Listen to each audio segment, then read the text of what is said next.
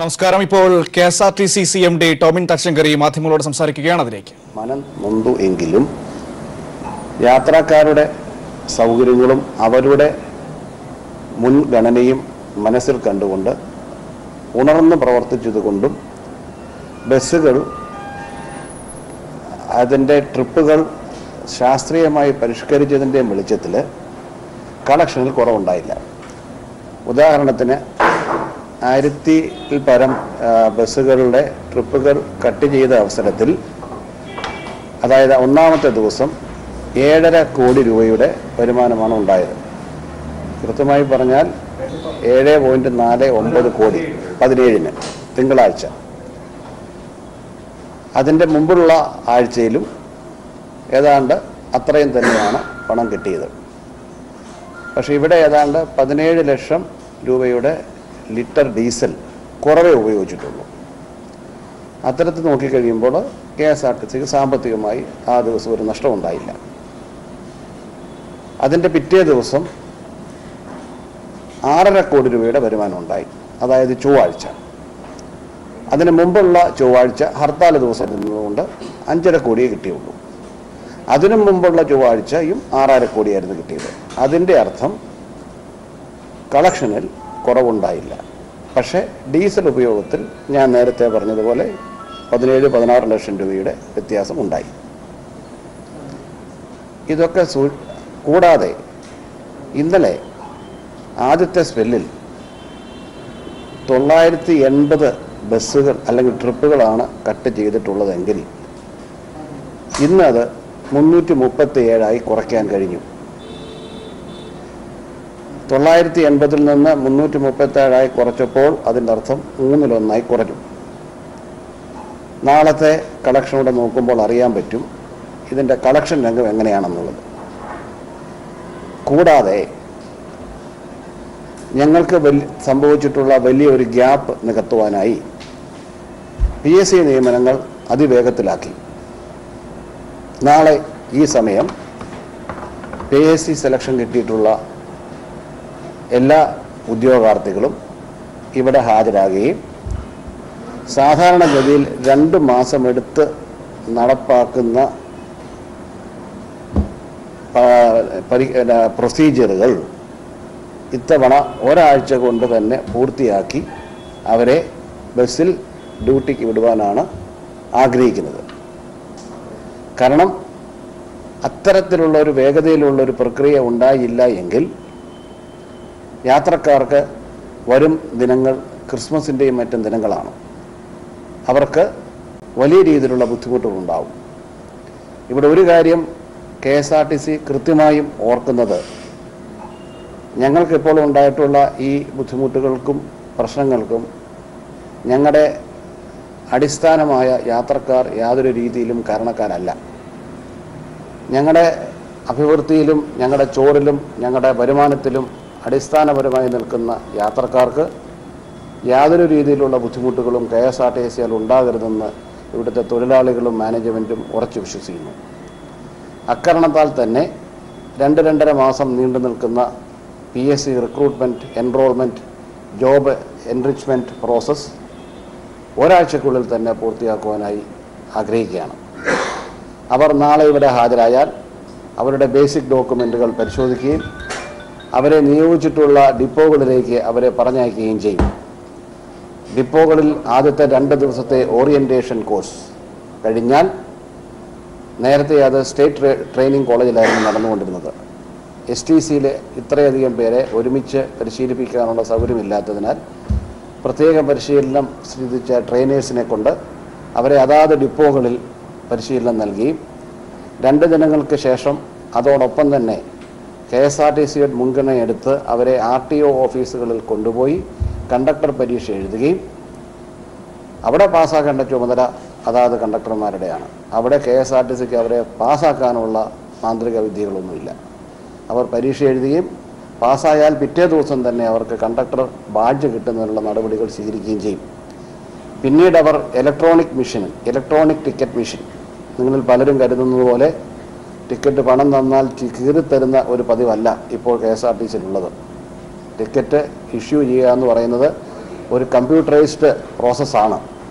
ആ പ്രോസസ്സ് 2-3 ദിവസങ്ങൾ കൊണ്ട് അവരെ പഠിപ്പിച്ചെടുക്കുകയും പിന്നീട് അവരെ ഞങ്ങളിപ്പോൾ ഓടുന്ന റൂട്ടുകളിലെ കണ്ടക്ടർമാരോടൊപ്പം പരിശീലനത്തിന് അയക്കുകയും ചെയ്യും. അവരുടെ കൂടെ 2 ദിനങ്ങൾ കൂടി കണ്ടക്ടർ പരിശീലനം കഴിഞ്ഞതിന് ശേഷം ഒരാഴ്ചയ്ക്കുള്ളിൽ തന്നെ അവരെ റൂട്ടുകളിൽ ഇൻഡിപെൻഡൻറ്റ് ചാർജിൽ വിടുവാനാണ് ആഗ്രഹിക്കുന്നത്. ആദ്യകാലങ്ങളിൽ അവരെ സിറ്റിക്ക് അകത്തുള്ള റൂട്ടുകളിൽ വിടുകയും അവിടെ ഇൻസ്പെക്ടർമാർ അവരെ ഇടയ്ക്കിടയ്ക്ക് വെച്ച് പരിശോധിച്ച് അവർക്ക് എന്തെങ്കിലും പ്രശ്നങ്ങളുണ്ടെങ്കിൽ അത് പരിഹരിച്ചു കൊടുക്കുവാനും ശ്രമിക്കുന്നതാണ്. ഇത്തരത്തിലുള്ള യുദ്ധകാലാടിസ്ഥാനത്തിലുള്ള ഒരു റിക്രൂട്ട്മെൻറ്റ് പോളിസി വഴി KSRTCയിൽ ഇപ്പോൾ വന്നിട്ടുള്ള ഒരു പ്രതിസന്ധിക്ക് പരിഹാരം കാണണം എന്നാണ് ആഗ്രഹിക്കുന്നത്. കൂടാതെ ഞങ്ങളുടെ കൂടെ ഇപ്പോൾ 9500ഓളം കണ്ടക്ടർമാർ സ്ഥിര കണ്ടക്ടർമാരായിട്ടുണ്ട്. ഇന്നലത്തെ ക്ലോസ് ആയിട്ടുള്ള സ്ക്രൂട്ടണിയിൽ അതിൽ 800ഓളം പേർ എവിടെയോ മറഞ്ഞിരിക്കുന്നത് പോലെ അനുഭവപ്പെട്ടു. കാരണം അവരുടെ ദീർഘകാല ലീവുകളിലും മറ്റുമാണ്. അത്തരക്കാരെ തിരിച്ചു വിളിക്കുവാനും എൻ്റെ എല്ലാ കണ്ടക്ടർമാരോടും കൂടുതൽ സമയം ജോലി ചെയ്യുവാനും അഭ്യർത്ഥിക്കുകയും ചെയ്തിട്ടുണ്ട്. ആദ്യ ദിവസങ്ങളിൽ അവരുടെ സഹപ്രവർത്തകർ പെട്ടെന്ന് വിട്ടുപോയിട്ടുള്ള വേദന കൊണ്ട് അവർ പലരും വിസമ്മതം പ്രകടിപ്പിക്കുകയും ചെയ്തുവെങ്കിലും കൂടുതൽ ആളുകൾ ഇത്തരത്തിലുള്ള ഒരു സഹകരണത്തിനായി മുന്നോട്ട് വന്നിരിക്കുകയാണ്. ഞാൻ നേരത്തെ സൂചിപ്പിച്ചതുപോലെ PSC റിക്രൂട്ട്മെൻ്റ് ആയിട്ടുള്ള പുതിയ ഉദ്യോഗാർത്ഥികൾ പരിശീലനം ശ്രദ്ധിച്ച് റെഗുലറായി ഇൻഡിപെൻഡൻ്റായി സ്വതന്ത്രമായി ബസ്സുകളിൽ ജോലി ചെയ്യാൻ പ്രാപ്തരാകുന്നിടം വരെ എൻ്റെ ഇപ്പോഴുള്ള സ്ഥിരം ജീവനക്കാർ കൂടുതൽ സമയമെടുത്ത് കോർപ്പറേഷനെ സഹായിക്കേണ്ടത് ജനങ്ങളോടുള്ള ഒരു പ്രതിബദ്ധതയായിട്ട് കൂടി കാണുകയാണ്. നേരത്തെ ചിലർ പരിഹസിച്ചതുപോലെ ഇത് ലാഭകരമായി കൊണ്ടുപോകാൻ വേണ്ടി മാത്രമുള്ള ഒരു കോർപ്പറേഷൻ അല്ല. ആ യാഥാർത്ഥ്യം ഞങ്ങൾ തിരിച്ചറിയുന്നു. പക്ഷേ നഷ്ടത്തിൽ പോയി സ്ഥിരമായി കേരള ഖജനാവിന് ഒരു ബാധ്യതയാകാനുള്ള കോർപ്പറേഷനുമല്ല. അക്കാരണങ്ങൾ കൊണ്ട് തന്നെ ഇപ്പോഴുണ്ടായ പ്രതിസന്ധിയിൽ വരുമാനത്തിൽ കുറവുണ്ടായില്ല എന്നുള്ളത് ആശ്വാസകരമായിട്ടുള്ള ഒരു വാർത്തയാണ്. വരും നാളുകളിലും ഇത്തരത്തിലുള്ള ബെറ്റർ മാനേജ്മെൻറ്റ് പോളിസികൾ വഴി, ഉദാഹരണത്തിന് മെക്കാനിക്കുകളോ ക്ലറിക്കൽ സ്റ്റാഫോ മറ്റേതൊരു വിഭാഗത്തിലുള്ള ആളുകളോ കണ്ടക്ടറാകാൻ തയ്യാറായാൽ കണ്ടക്ടർ ബാഡ്ജുള്ള എല്ലാവർക്കും KSRTCയിലെ ജീവനക്കാരനാണെങ്കിൽ ഈ റൂട്ടുകളിൽ പോകാനുള്ള അനുവാദം നൽകിയിട്ടുണ്ട്. അവർ കൂടുതൽ ജോലി ചെയ്യുന്നതിന് മുൻപ് നൽകിയിരുന്നതിൽ കൂടുതൽ വേതനം നൽകുവാനും ഉള്ള ഓർഡറുകൾ ഇഷ്യൂ ചെയ്തിട്ടുണ്ട്. കൂടാതെ വീക്ക്ലി ഓഫ്, ഡ്യൂട്ടി ഓഫ് തുടങ്ങിയ ഓഫുകൾ തൽക്കാലത്തേക്ക് മാറ്റിവെച്ച് ഭാവിയിലേക്ക് അത് സ്വരൂപിച്ചു വെക്കുവാനും അവരെ നിർദ്ദേശിച്ചിട്ടുണ്ട്. ഡ്രൈവർ കം കണ്ടക്ടർ എന്ന പുതിയ പദ്ധതി, അതായത് ഒരു ഡ്രൈവർ ദീർഘദൂര യാത്രയ്ക്ക് പോകുമ്പോൾ ആദ്യത്തെ സ്പെല്ലിൽ ഡ്രൈവ് ചെയ്യുകയും പിന്നീട് അയാൾ കണ്ടക്ടറായി നിൽക്കുകയും ചെയ്യുന്ന ആ പദ്ധതി ഇപ്പോൾ ദീർഘദൂര സർവീസുകൾക്കല്ലാതെ ഡ്രൈവർമാർക്കോ മറ്റാർക്കോ കണ്ടക്ടർ ലൈസൻസ് ഉണ്ടെങ്കിൽ അവരെ കണ്ടക്ടർ ജോലിക്ക് ചെയ്യുവാനുള്ള നിർദ്ദേശവും നൽകിയിട്ടുണ്ട്. അത്തരത്തിലുള്ള ധാരാളം കണ്ടക്ടർ ലൈസൻസ് ഉള്ള ഡ്രൈവർമാർ ഇന്ന് ഞങ്ങളുടെ കൂടെയുണ്ട്. ഡ്രൈവർമാരുടെ ഒരു ഷോർട്ടേജ് ഇല്ല. അവർക്ക് ആവശ്യത്തിൽ കൂടുതൽ ഡ്രൈവർമാർ ഇക്കാര്യത്തിൽ ഞങ്ങളുടെ കൂടെയുണ്ട്. ഇതും കൂടാതെ ആധുനികമായ പല രാജ്യങ്ങളിലും പല സംസ്ഥാനങ്ങളിലും ഉള്ളതുപോലെ അത്യാവശ്യമില്ലാത്ത അല്ലെങ്കിൽ ആവശ്യമുള്ള സ്ഥലങ്ങളിൽ കണ്ടക്ടർ ലെസ് സർവീസുകൾ നടത്തുവാനും ആഗ്രഹിക്കുന്നു. ഇപ്പോൾ ശബരിമലയിലെ നിലക്കൽ പമ്പ ചെയിൻ സർവീസ് ഏതാണ്ട് 50 ലക്ഷം 60 ലക്ഷം രൂപ ഒരു ദിനം കളക്ഷൻ വരുന്ന ആ സർവീസുകൾ കണ്ടക്ടർ ഇല്ലാതാണ് ഓടുന്നത്. തന്മൂലം 2 കാര്യങ്ങൾ ലാഭമുണ്ടാകുന്നു. ഒന്ന്, കണ്ടക്ടറുടെ സീറ്റിൽ കൂടി മറ്റൊരു യാത്രക്കാരനെ കൊണ്ടുപോകാൻ കഴിയുന്നു, അയാളുടെ ശമ്പളം ലാഭിക്കുന്നു. കൂടാതെ വളരെയധികം ബസ്സുകൾക്ക് ഒരു കണ്ടക്ടർ മാത്രം വേണ്ടി വരുന്ന സ്ഥിതിയിലേക്ക് വരുന്നു. ഇന്നത്തെ അവിടുത്തെ കണക്കനുസരിച്ച് ഒരു കണ്ടക്ടർ 1.5 ലക്ഷത്തിനും 2 ലക്ഷത്തിനും ഇടയ്ക്കുള്ള ടിക്കറ്റുകൾ മുറിച്ച് കൊടുക്കുന്നതായിട്ട് കാണുന്നു. അപ്പോൾ കണ്ടക്ടർലെസ് ടിക്കറ്റ് ബസ്സുകൾ സിറ്റി ടു സിറ്റികളിലും, അതായത് ഒരു സിറ്റിയിൽ നിന്ന് മറ്റൊരു സിറ്റിയിൽ പോയി മാത്രം നിർത്തുന്ന പോയിന്റ് ടു പോയിന്റ് സർവീസുകൾക്കും ഇന്റർ സ്റ്റേറ്റ് സർവീസുകൾക്കും മിന്നൽ പോലുള്ള ദീർഘദൂര സർവീസുകൾക്കും നടത്തുവാൻ ആഗ്രഹിക്കുന്നു. ഇത്തരത്തിൽ ഓടുന്ന ബസ്സുകൾ മെയിൻ ബസ് സ്റ്റോപ്പിൽ നിന്ന് വണ്ടി തിരിച്ചാൽ അടുത്ത ബസ് സ്റ്റേഷനിൽ മാത്രമേ വണ്ടി നിർത്തുകയുള്ളൂ. അപ്പോൾ അതാത് ബസ് സ്റ്റേഷനിലുള്ള സ്റ്റേഷൻ മാസ്റ്റർക്കോ ഇൻസ്പെക്ടർക്കോ ഇവർക്കുള്ള ടിക്കറ്റുകൾ കൊടുക്കാൻ പറ്റും. ഇട സമയങ്ങളിൽ ഈ വണ്ടികൾ നിർത്തുന്നതല്ല. ഒരുപക്ഷെ യാത്രക്കാരിൽ ചിലർക്ക് അത് അതൃപ്തി ഉണ്ടാവുമെങ്കിലും ഇന്ന് ഇന്ത്യയിലും ലോകത്തിലുള്ള എല്ലാ രാജ്യങ്ങളിലും ഇത്തരത്തിലുള്ള വാഹന സർവീസുകളാണ് നടപ്പാക്കുന്നത്. കാരണം ഒരു വാഹനത്തിൽ 45-50 പേര് പോകുന്നുണ്ടെങ്കിൽ അവരിൽ 2-3 പേർക്കേ ഉള്ളൂ ഇടസ്ഥലങ്ങളിൽ ഇറങ്ങേണ്ടി വരുന്നത്. ബാക്കിയുള്ള 47-48 പേർക്ക് ഇതൊരു അസൗകര്യമാണ്. ഒരു വണ്ടി സ്റ്റോപ്പ് ചെയ്യണമെങ്കിൽ ദൂരെ വെച്ച് തന്നെ സ്ലോ ആക്കി സ്റ്റോപ്പ് ചെയ്ത് വീണ്ടും പിക്കപ്പ് ചെയ്ത് ആഡ് ചെയ്ത് പോകുന്ന സമയത്തുണ്ടാകുന്ന സമയം നഷ്ടം അത് എല്ലാ യാത്രക്കാർക്കായിട്ട് ഗുണിച്ചു നോക്കിയാൽ അത് വലുതായിട്ട് കാണുന്നുണ്ട്. അപ്പം ഇത്തരത്തിലുള്ള ആധുനിക സങ്കേതങ്ങൾ വെച്ചും ടെക്നോളജിയുടെ സഹായങ്ങൾ കൊണ്ടും ഇപ്പോൾ ഞങ്ങൾ വലിയ രീതിയിൽ ഓൺലൈൻ സർവീസിങ്ങിലേക്ക് പോവുകയാണ്. പുതുതായിട്ട് ഞങ്ങൾ കൊണ്ടുവരുന്ന ടിക്കറ്റിംഗ് മെഷീനുകളുടെ അന്തിമഘട്ടത്തിലാണ് പർച്ചേസിൽ.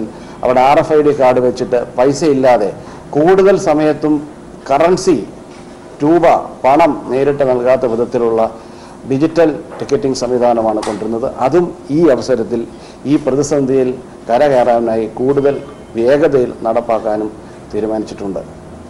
ഇത്തരത്തിലുള്ള ഈ പ്രവർത്തനങ്ങൾ കൊണ്ട് 1-2 ആഴ്ചയ്ക്കുള്ളിൽ KSRTCയുടെ പ്രവർത്തനങ്ങൾ സാധാരണഗതിയിലാകുമെന്ന് ആഗ്രഹിക്കുന്നു. ബഹുമാനപ്പെട്ട മന്ത്രിയും ഗവൺമെൻറ്റും നൽകുന്ന നിർലോഭമായിട്ടുള്ള പ്രചോദനവും പ്രോത്സാഹനവും KSRTCക്ക് ഇത്തരത്തിൽ ഒരിക്കലും മറക്കുവാൻ കഴിയുന്നതല്ല.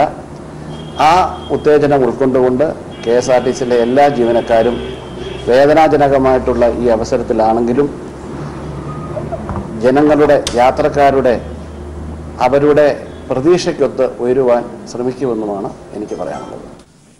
KSRTC CMD Tomin J Thachankary മാധ്യമങ്ങളെ കാണുകയായിരുന്നു. വരുമാനത്തിൽ കുറവുണ്ടായിട്ടില്ല, ട്രിപ്പുകൾ മുടങ്ങിയിട്ടുണ്ടെങ്കിലും ഇത് പരിഹരിക്കാനുള്ള നടപടികൾ എല്ലാ വിധത്തിലും വേഗത്തിൽ നടത്തിക്കൊണ്ടിരിക്കുകയാണ്. PSC വഴി നിയമന ഉത്തരവ് ലഭിച്ച എല്ലാവരും നാളെ തന്നെ ജോലിക്കെത്തണം. അവരെ ഒരാഴ്ചയ്ക്കുള്ളിൽ തന്നെ അവർക്ക് കണ്ടക്ടർ ലൈസൻസ് അടക്കമുള്ള കാര്യങ്ങളെടുത്ത് പരിശീലനം നൽകി അവരെ ബസ്സുകളിൽ നിയമിക്കും എന്നാണ് ഇപ്പോൾ നിലവിൽ അവർക്ക് പറഞ്ഞിരിക്കുന്ന അതാത് ഡിപ്പോകളിലെ ബസ്സുകളിൽ നിയമിക്കുമെന്നാണ് നിലവിൽ നമുക്ക് അദ്ദേഹം പറയുന്നത്. ഒപ്പം തന്നെ ദീർഘദൂര സർവീസുകൾ, പ്രധാനപ്പെട്ട പോയിന്റ് ടു പോയിന്റ് സർവീസുകളിൽ, മിന്നൽ പോലുള്ള സർവീസുകളിലൊക്കെ കണ്ടക്ടർമാരെ ഒഴിവാക്കുന്ന രീതിയിലേക്ക് കാര്യങ്ങൾ പോകും. അതായത് ഡ്രൈവർ മാത്രമായിട്ടുള്ള സംവിധാനത്തിൽ ബസ് സ്റ്റേഷനുകളിൽ മാത്രം നിർത്തുന്ന ഈ ബസ്സുകളിൽ അവിടെ വെച്ച് ടിക്കറ്റ് നൽകാൻ കഴിയും. അത്തരത്തിലുള്ള സംവിധാനങ്ങളിലേക്ക് പോകും. ഒപ്പം തന്നെ പുതിയ ആധുനിക ടിക്കറ്റ് വൈൻഡിംഗ് മെഷീൻ കൊണ്ടുവരും. അതിൽ കാശ് കൊടുക്കാതെ ഡിജിറ്റൽ സംവിധാനം ഉപയോഗിച്ച് ടിക്കറ്റ് എടുക്കുന്ന ഇടപാടുകളുള്ള അത്തരത്തിലുള്ള ആധുനിക സംവിധാനങ്ങളിലേക്ക് KSRTC മാറും. ഈ പ്രതിസന്ധി പരിഹരിക്കാൻ ആവശ്യമായ എല്ലാ കാര്യങ്ങളും ഉടൻ തന്നെ നടപടികൾ എടുത്തുകൊണ്ടിരിക്കുകയാണ്. അത് പരിഹരിക്കുക തന്നെ ചെയ്യും എന്നാണ് അദ്ദേഹം പറഞ്ഞത്. തിരികെ എത്താം ഇടവേളയ്ക്ക് ശേഷം. മറ്റു വാർത്തകളിലേക്ക്. നടിയെ ആക്രമിച്ച കേസിൽ CBI അന്വേഷണം ആവശ്യപ്പെട്ടുള്ള ദിലീപിന്റെ ഹർജി കോടതി തള്ളി. പോലീസ് അന്വേഷണം തൃപ്തികരമെന്നും അന്വേഷണ ഏജൻസിയെ നിശ്ചയിക്കാൻ പ്രതിക്ക് അവകാശമില്ലെന്നും കോടതി പറഞ്ഞു. വിവരങ്ങളുമായി സാലി മുഹമ്മദ് ചേരുന്നുണ്ട്. സാലി, നിലവിലത്തെ അന്വേഷണത്തിനപ്പുറത്തേക്ക് മറ്റൊരു അന്വേഷണത്തിന്റെ ആവശ്യമില്ല, മറ്റൊരു ഏജൻസിയുടെ ആവശ്യമില്ല. ഈ അന്വേഷണം തൃപ്തികരമാണ് എന്നാണോ കോടതി വിലയിരുത്തിയത്? ഒപ്പം തന്നെ ഏത് അന്വേഷണ ഏജൻസി അന്വേഷിക്കണമെന്ന് നിശ്ചയിക്കാൻ പ്രതിക്കല്ല അവകാശം എന്നും കോടതി നിരീക്ഷിച്ചിട്ടുണ്ടോ? മനു, പ്രധാനമായും ദിലീപ് ഈ ഹർജിയിൽ ഉന്നയിച്ചിരുന്ന ഒരു പ്രധാന കാരണം പോലീസ് അന്വേഷണം പക്ഷപാതപരമാണ് എന്നുള്ളതായിരുന്നു. മറ്റൊന്ന്, ഒന്നാം പ്രതിയായ പൾസർ സുനിയുടെ മൊഴിയുടെ മാത്രം അടിസ്ഥാനത്തിലാണ് തന്നെ പ്രതിയാക്കിയത്. തനിക്കെതിരെ മറ്റു തെളിവുകളൊന്നുമില്ല. കൊട്ടേഷൻ സംഘമാണ് നടിയെ തട്ടിക്കൊണ്ടുപോയതും ആക്രമിച്ചതും.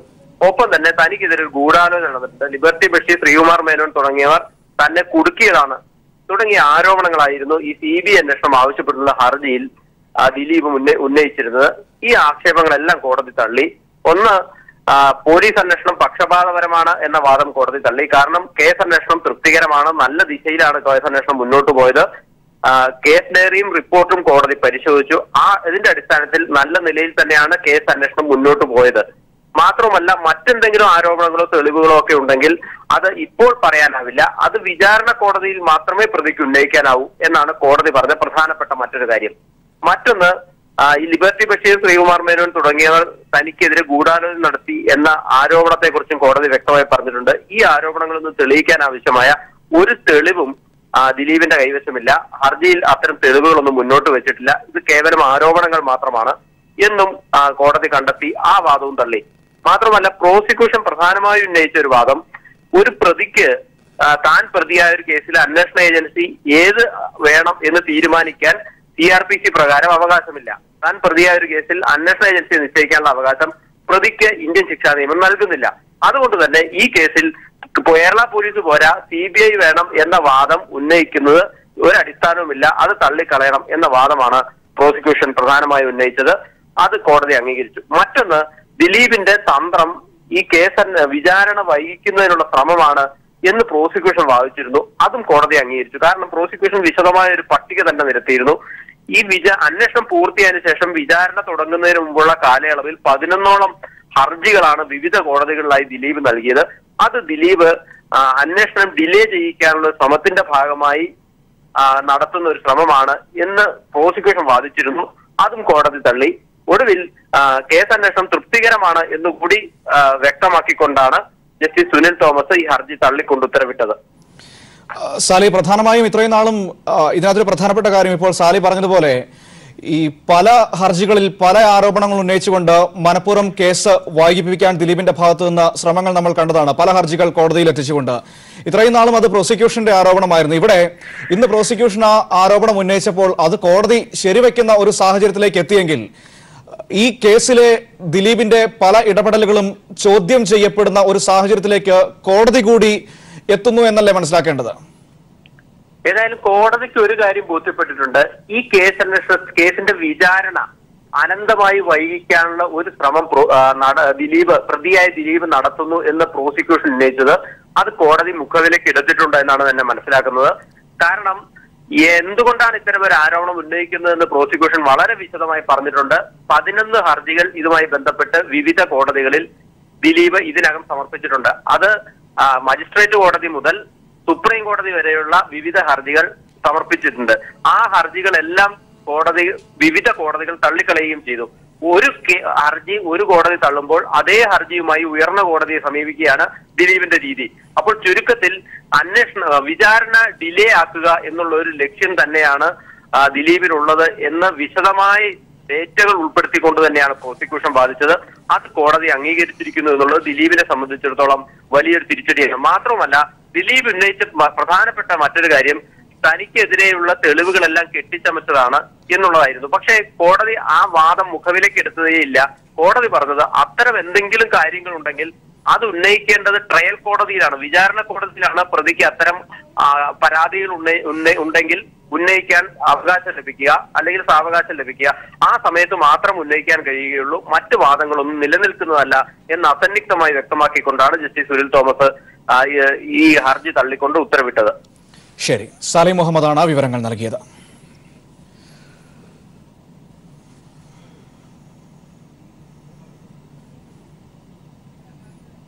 ഇനി മറ്റൊരു വാർത്തയിലേക്ക്. കൊച്ചിയിലെ ബ്യൂട്ടി പാർലർ വെടിവെപ്പിൽ രവി പൂജാരിയുടെ ഭീഷണി ഫോൺ കോളുകൾ പോലീസ് പരിശോധിക്കുന്നു. സംസാരിച്ചത് രവി പൂജാരിയാണോ എന്ന് സ്ഥിരീകരിച്ചിട്ടില്ലെന്ന് പോലീസ്. നടി ലീന മരിയാണ് കോൾ റെക്കോർഡ് പോലീസിന് കൈമാറിയത്. അന്വേഷണം മുംബൈയിലേക്ക് വ്യാപിപ്പിച്ചു. വിവരങ്ങളുമായി ഉമേഷ് ചേരുന്നുണ്ട്. ഉമേഷ്, ഈ കൊച്ചിയിലെ ഒരു ബ്യൂട്ടി പാർലറിലേക്ക് രവി പൂജാരിയുടെ ഒരു ആക്രമണം വരണമെങ്കിൽ അതിന്റെ പിന്നിലുള്ള മറ്റ് ഇടപാടുകൾ, ഈ ലീന മരിയ പോളുമായി ബന്ധപ്പെട്ട മറ്റ് നേരത്തെയുള്ള സംഭവങ്ങൾക്ക് ഇതുമായി ബന്ധമുണ്ടോ തുടങ്ങിയ വിശദമായ അന്വേഷണത്തിലേക്കാണോ ഇതുമായി ബന്ധപ്പെട്ട് പോലീസ് നീങ്ങുന്നത്? മനു, ഈ ബ്യൂട്ടി പാർലറിന്റെ ഉടമയായ ലീന മരിയ പോളിന്റെ മൊഴി കൂടി എടുത്ത സാഹചര്യത്തിൽ അന്വേഷണം കൂടുതൽ സമഗ്രമാകും എന്നുള്ള കാര്യത്തിൽ സംശയമില്ല. കാരണം ലീന മരിയ പോൾ മൊഴി നൽകുന്ന വേളയിൽ പ്രധാനമായും ഈ രവി പൂജാരിയെ കുറിച്ചാണ് ലീന മരിയ പോൾ സംസാരിച്ചത്. തനിക്ക് എവിടെ നിന്നെങ്കിലും ഭീഷണി വന്നിട്ടുണ്ടെങ്കിൽ അത് രവി പൂജാരിൽ നിന്ന് മാത്രമാണ് എന്നാണ് ലീന മരിയ പോൾ പോലീസിനെ അറിയിച്ചത്. ഒരു തവണയല്ല, പലതവണ ഇത്തരത്തിൽ ഭീഷണി ഫോൺ കോൾ വന്നിട്ടുണ്ട്. 25 കോടി രൂപ ആവശ്യപ്പെടുന്നുണ്ട്, ബ്യൂട്ടി പാർലർ അടച്ചുപൂട്ടണം എന്ന് ആവശ്യപ്പെടുന്നുണ്ട്. ഇത്തരത്തിൽ പലതരത്തിലുള്ള ഫോൺ കോളുകൾ, പലതരത്തിലുള്ള ഭീഷണി സന്ദേശങ്ങൾ തനിക്ക് വന്നിട്ടുണ്ട്. അക്കാര്യങ്ങളെല്ലാം തന്നെ പോലീസിനെ അറിയിച്ചിട്ടുണ്ട്. മാത്രമല്ല, തനിക്ക് ജീവന് ഭീഷണിയുണ്ട്, അതുകൊണ്ട് പോലീസ് സംരക്ഷണം വേണം എന്നാവശ്യപ്പെട്ട് സിറ്റി പോലീസ് കമ്മീഷണർക്ക് പരാതി നൽകുകയും ഹൈക്കോടതിയെ സമീപിക്കുകയും ചെയ്ത ഒരു സാഹചര്യമുണ്ട്. അപ്പോൾ ഈ ലീന മരിയ പോളിന്റെ മൊഴി അനുസരിച്ച് രവി പൂജാരിയെ തന്നെയാണ് അവർ സംശയിക്കുന്നത് എന്നാണ് മനസ്സിലാക്കുന്നത്. എങ്കിൽ തന്നെയും ഈ ഇത്തരത്തിൽ രവി പൂജാരി എന്ന് പറയുമ്പോൾ അധോലോക നായകനായാണ് പറയുന്നത്. അങ്ങനെയാണെങ്കിൽ ഇത്തരത്തിൽ അധോലോക ബന്ധം ഈ കൊച്ചി ബ്യൂട്ടി പാർലറിലെ വെടിവെപ്പിന് കേസിനുണ്ടോ എന്നുള്ളതാണ് പ്രധാനമായും പോലീസിന് പരിശോധിക്കേണ്ടത്. എന്നാൽ നിലവിലെ സാഹചര്യം അനുസരിച്ച് അത്തരത്തിൽ അധോലോക ബന്ധം തെളിയിക്കുന്ന തരത്തിൽ പ്രധാനപ്പെട്ട തെളിവുകളൊന്നും, കൂടുതൽ തെളിവുകളൊന്നും പോലീസിന് ലഭിച്ചിട്ടില്ല. സ്ഥലത്ത് നിന്ന് രവി പൂജാരിയുടെ പേരെഴുതിയ ഒരു കടലാസ് ലഭിച്ചു. ഇത്തരത്തിൽ ഈ ലീന മരിയ പോളിന്റെ മൊഴി മാത്രമല്ല, ഈ ഫോൺ കോളുകളുടെ റെക്കോർഡുകളെല്ലാം തന്നെ പോലീസിന് ലീന മരിയാപ്പോൾ കൈമാറുകയും ചെയ്തിട്ടുണ്ട്. അതിന്റെ ആധികാരികത സംബന്ധിച്ചാണ് പോലീസ് ഇപ്പോൾ പരിശോധിച്ചു വരുന്നത്. ഇത് രവി പൂജാരി തന്നെയാണോ സംസാരിച്ചത് എന്ന കാര്യം പോലീസിന് അറിയേണ്ടതുണ്ട്. ഇതിനിടയ്ക്ക് രവി പൂജാരി ഇന്ത്യയിൽ തന്നെ ഇല്ല, വിദേശത്താണ് എന്ന വിവരവും ലഭിച്ചിരുന്നു. അതെല്ലാം ശരിയാണോ? ഇത്തരത്തിൽ ഫോണിൽ സംസാരിച്ചത് രവി പൂജാരി തന്നെയാണോ, അതോ രവി പൂജാരിയുടെ പേരിൽ ഈ ലീന മരിയാപ്പോളുമായി മറ്റ് സാമ്പത്തിക ഇടപാടുകൾ നടത്തിയ ആരെങ്കിലും ഇത് അന്വേഷണം വഴിതെറ്റിക്കാൻ വേണ്ടി സംസാരിച്ചതാണോ തുടങ്ങിയ കാര്യങ്ങളെല്ലാം തന്നെ പോലീസിന് അന്വേഷിക്കേണ്ടതുണ്ട്. വളരെ സങ്കീർണമായി ആണ് ഈ കേസ് ഇപ്പോൾ നിലവിലുള്ളത്. അതുകൊണ്ട് തന്നെ ഈ അന്വേഷണ സംഘം വിപുലീകരിക്കുന്ന ഒരു സാഹചര്യവും ഉണ്ടായിട്ടുണ്ട്. നേരത്തെ ഈ കേസ് അന്വേഷിച്ചത് സൗത്ത് CIയുടെ നേതൃത്വത്തിലായിരുന്നെങ്കിൽ ഇപ്പോൾ തൃക്കാക്കര അസിസ്റ്റന്റ് കമ്മീഷണറാണ് അന്വേഷണ ഉദ്യോഗസ്ഥൻ. തൃക്കാക്കര ACPയുടെ നേതൃത്വത്തിൽ 15-അംഗ സംഘത്തെ ഇതിനുവേണ്ടി അന്വേഷിക്കാൻ വേണ്ടി നിയോഗിച്ചിട്ടുണ്ട്. വളരെ കൃത്യമായ അന്വേഷണം ഇപ്പോൾ ആരംഭിച്ചിട്ടുണ്ട് എന്നുള്ളതാണ് മനസ്സിലാക്കാൻ കഴിയുന്നത്. ഇത്തരത്തിൽ രവി പൂജാരിയുമായി ചുറ്റിപ്പറ്റിയതായതുകൊണ്ട് തന്നെ അന്വേഷണം മുംബൈയിലേക്ക് വ്യാപിപ്പിക്കാൻ പോലീസ് തീരുമാനിച്ചിട്ടുണ്ട്. ഈ സാമ്പത്തിക ഇടപാടുകൾ അന്വേഷിക്കുന്നതോടൊപ്പം തന്നെ ഇത്തരത്തിൽ അധോലോകവുമായി എന്തെങ്കിലും തരത്തിലുള്ള ബന്ധമുണ്ടോ എന്ന പോലീസിന് അന്വേഷിച്ചേ മതിയാവൂ. ആ നിലയിൽ തന്നെയാണ് അന്വേഷണം പുരോഗമിക്കുന്നത്. മനു, ശരി. ഉമേഷാണ് വിവരങ്ങൾ നൽകിയത്. കൊച്ചിയിലെ ബ്യൂട്ടി പാർലർ വെടിവെപ്പിൽ അന്വേഷണം ഊർജിതമാക്കുന്നു. അന്വേഷണം മുംബൈ അടക്കമുള്ള സ്ഥലങ്ങളിലേക്ക് വ്യാപിക്കുന്നു. പ്രധാനമായും രവി പൂജാരിയാണോ ഈ ഭീഷണി കോൾ നടത്തിയത് എന്നത് സംബന്ധിച്ചുള്ള അന്വേഷണമാണ് പോലീസിന്റെ ഭാഗത്ത് നിന്ന് ഇപ്പോൾ നടന്നുകൊണ്ടിരിക്കുന്നത്. അതേസമയം തന്നെ ലീന മരിയാപ്പോൾ സമർപ്പിച്ച ഹർജി ഹൈക്കോടതി ഇന്ന് പരിഗണിക്കുന്നുണ്ട്. വെടിവയ്പ്പിന് പിന്നിൽ മുംബൈ അധോലോകമാണെന്നും തന്റെ ജീവന് ഭീഷണിയുണ്ടെന്നും ഹർജിയിൽ നടി ചൂണ്ടിക്കാട്ടിയിട്ടുണ്ട്. ആക്രമണത്തിന് പിന്നിൽ ആരാണെന്ന് കണ്ടെത്താൻ പോലീസിന് കഴിഞ്ഞിട്ടില്ല എന്നും ഈ സാഹചര്യത്തിൽ തനിക്കും തന്റെ സ്ഥാപനങ്ങൾക്കും സംരക്ഷണം നൽകാൻ പോലീസിന് നിർദ്ദേശം നൽകണമെന്നുമാണ് ഹർജിയിലെ ആവശ്യം. ഇന്നലെ ഹർജി സമർപ്പിച്ചുവെങ്കിലും അടിയന്തരമായി പരിഗണിക്കാൻ കോടതി തയ്യാറായിരുന്നില്ല.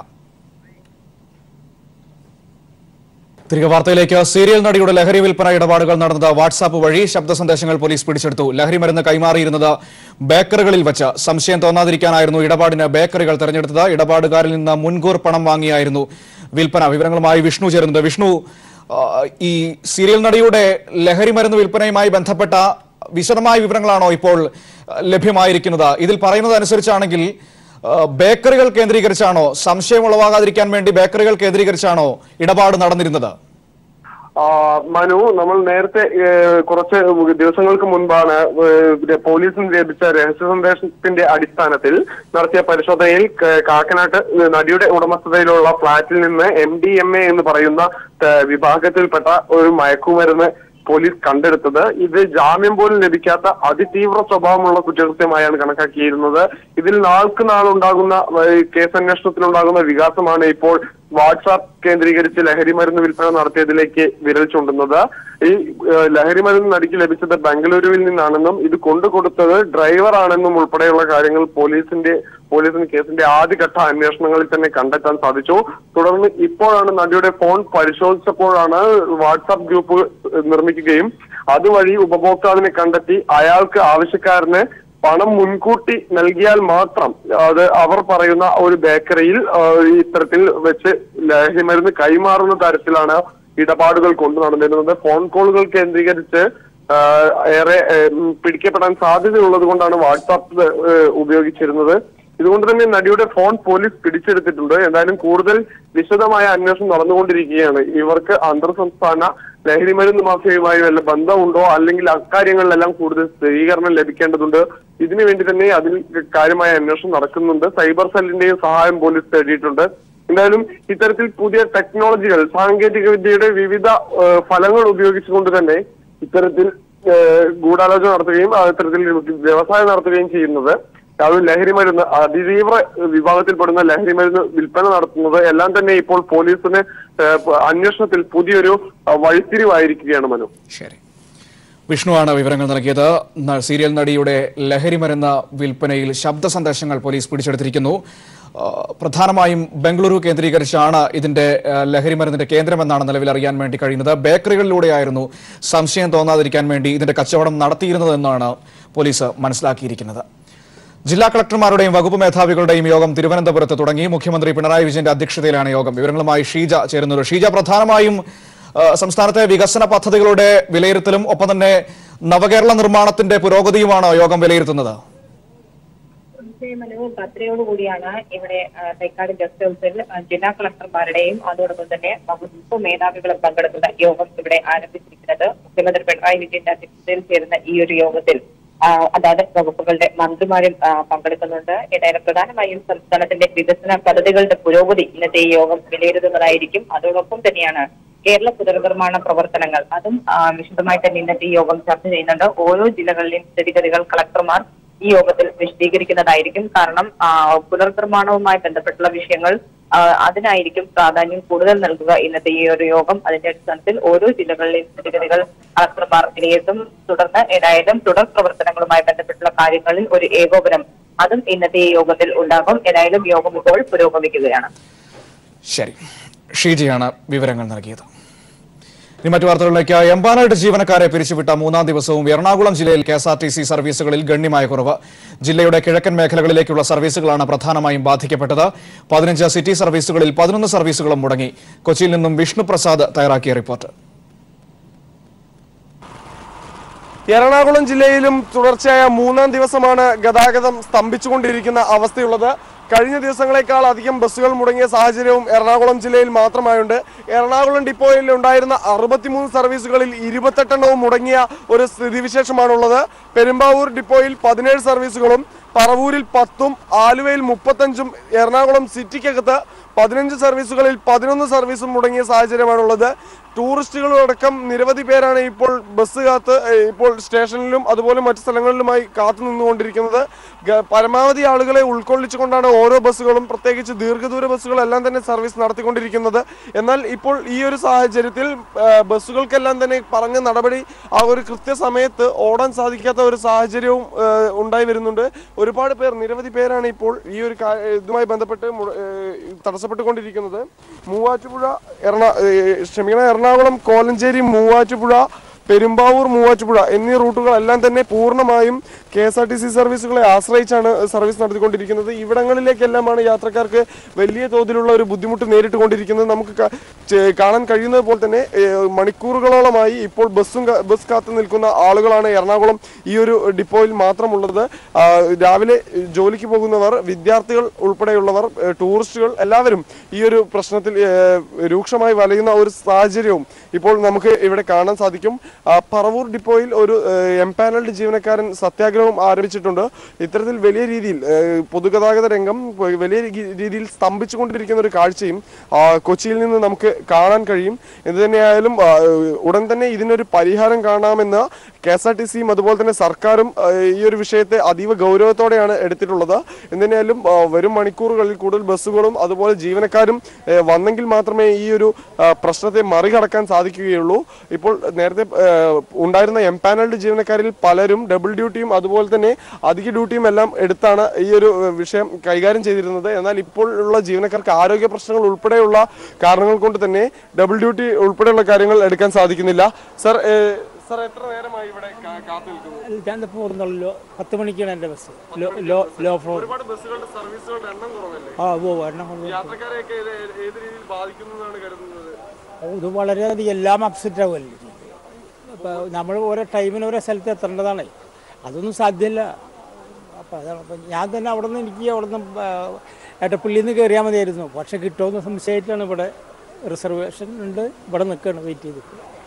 ഇത്തരത്തിൽ നിരവധി പേരാണ് ഈ ഒരു കാരണം കൊണ്ട് തന്നെ ഇപ്പോൾ നമുക്ക് കാണാൻ കഴിയുന്നത് പോലെ ജോലിക്ക് പോകുന്ന ആളുകൾ, വിദ്യാർത്ഥികൾ ഉൾപ്പെടെയുള്ള നിരവധി പേർ കൃത്യമായി തങ്ങൾ സ്ഥിരമായി ബസ് കയറുന്ന ഇടങ്ങളിൽ നിന്നെല്ലാം ബസ് കിട്ടുമോ എന്ന സംശയവും അതുപോലെ തന്നെ റിസർവേഷൻ ഉൾപ്പെടെയുള്ള കാര്യങ്ങൾ ചെയ്തുകൊണ്ട് അവർ അതാത് ഡിപ്പോകളിൽ ബസ് കാത്തു നിൽക്കുന്ന ഒരു സാഹചര്യമുണ്ട്. എന്നാൽ ഇവിടങ്ങളിലെല്ലാം തന്നെ ഇപ്പോൾ ബസ്സുകളുടെ എണ്ണം രൂക്ഷമായി കുറയുന്നതിലൂടെ ഇവർ വിചാരിച്ച സമയത്ത് ലക്ഷ്യസ്ഥാനങ്ങളിൽ എത്താൻ കഴിയാത്ത സാഹചര്യമാണ് മധ്യ കേരളത്തിൽ ഉള്ളത്. എംപാനൽ ജീവനക്കാരെ പിരിച്ചുവിട്ടത് മലബാറിലെ KSRTC സർവീസുകളെ കാര്യമായി ബാധിച്ചിട്ടില്ല. വയനാട് ജില്ലയിൽ മാത്രമാണ് അധികം ബസ്സുകൾ സർവീസ് റദ്ദാക്കിയത്. ഹൈക്കോടതി ഉത്തരവ് പ്രകാരം എംപാനൽ ജീവനക്കാരെ പിരിച്ചുവിട്ടത് മലബാർ മേഖലയെ കാര്യമായിട്ടൊന്നും ബാധിച്ചിട്ടില്ല എന്നാണ് ഇന്നത്തെ കണക്കുകൾ പ്രകാരം മനസ്സിലാവുന്നത്. മലബാർ മേഖലയിൽ കാര്യമായ ട്രിപ്പുകളൊന്നും തന്നെ മുടങ്ങിയിട്ടില്ല. അഥവാ കോഴിക്കോട് ജില്ലയിൽ മറ്റ് ട്രിപ്പുകൾ മുടങ്ങാനുള്ള കാരണമായി KSRTC നമുക്ക് നൽകുന്ന വിവരം അനുസരിച്ച് ശബരിമല ട്രിപ്പുകൾ കാരണവും ബസിന്റെ കുറവ് കൊണ്ടുമുള്ള ട്രിപ്പുകൾ മുടങ്ങിയത് മാത്രമാണ് എന്നുള്ളതാണ്. താമരശ്ശേരി മേഖലയിൽ മാത്രമാണ് എംപാനൽ ജീവനക്കാരെ ഒഴിവാക്കിയതുകൊണ്ട് ഒരു ട്രിപ്പ് മുടങ്ങിയത്. ട്രിപ്പുകൾ മുടങ്ങിയ കണക്കുകൾ ഇപ്രകാരമാണ്. കണ്ണൂർ രാവിലെ 3 ട്രിപ്പുകളാണ് മുടങ്ങിയിരിക്കുന്നത്. പയ്യന്നൂർ ഡിപ്പോയെ ട്രിപ്പ് മുടക്കം ബാധിച്ചിട്ടില്ല എന്നാണ് അറിയാൻ കഴിഞ്ഞിട്ടുള്ളത്.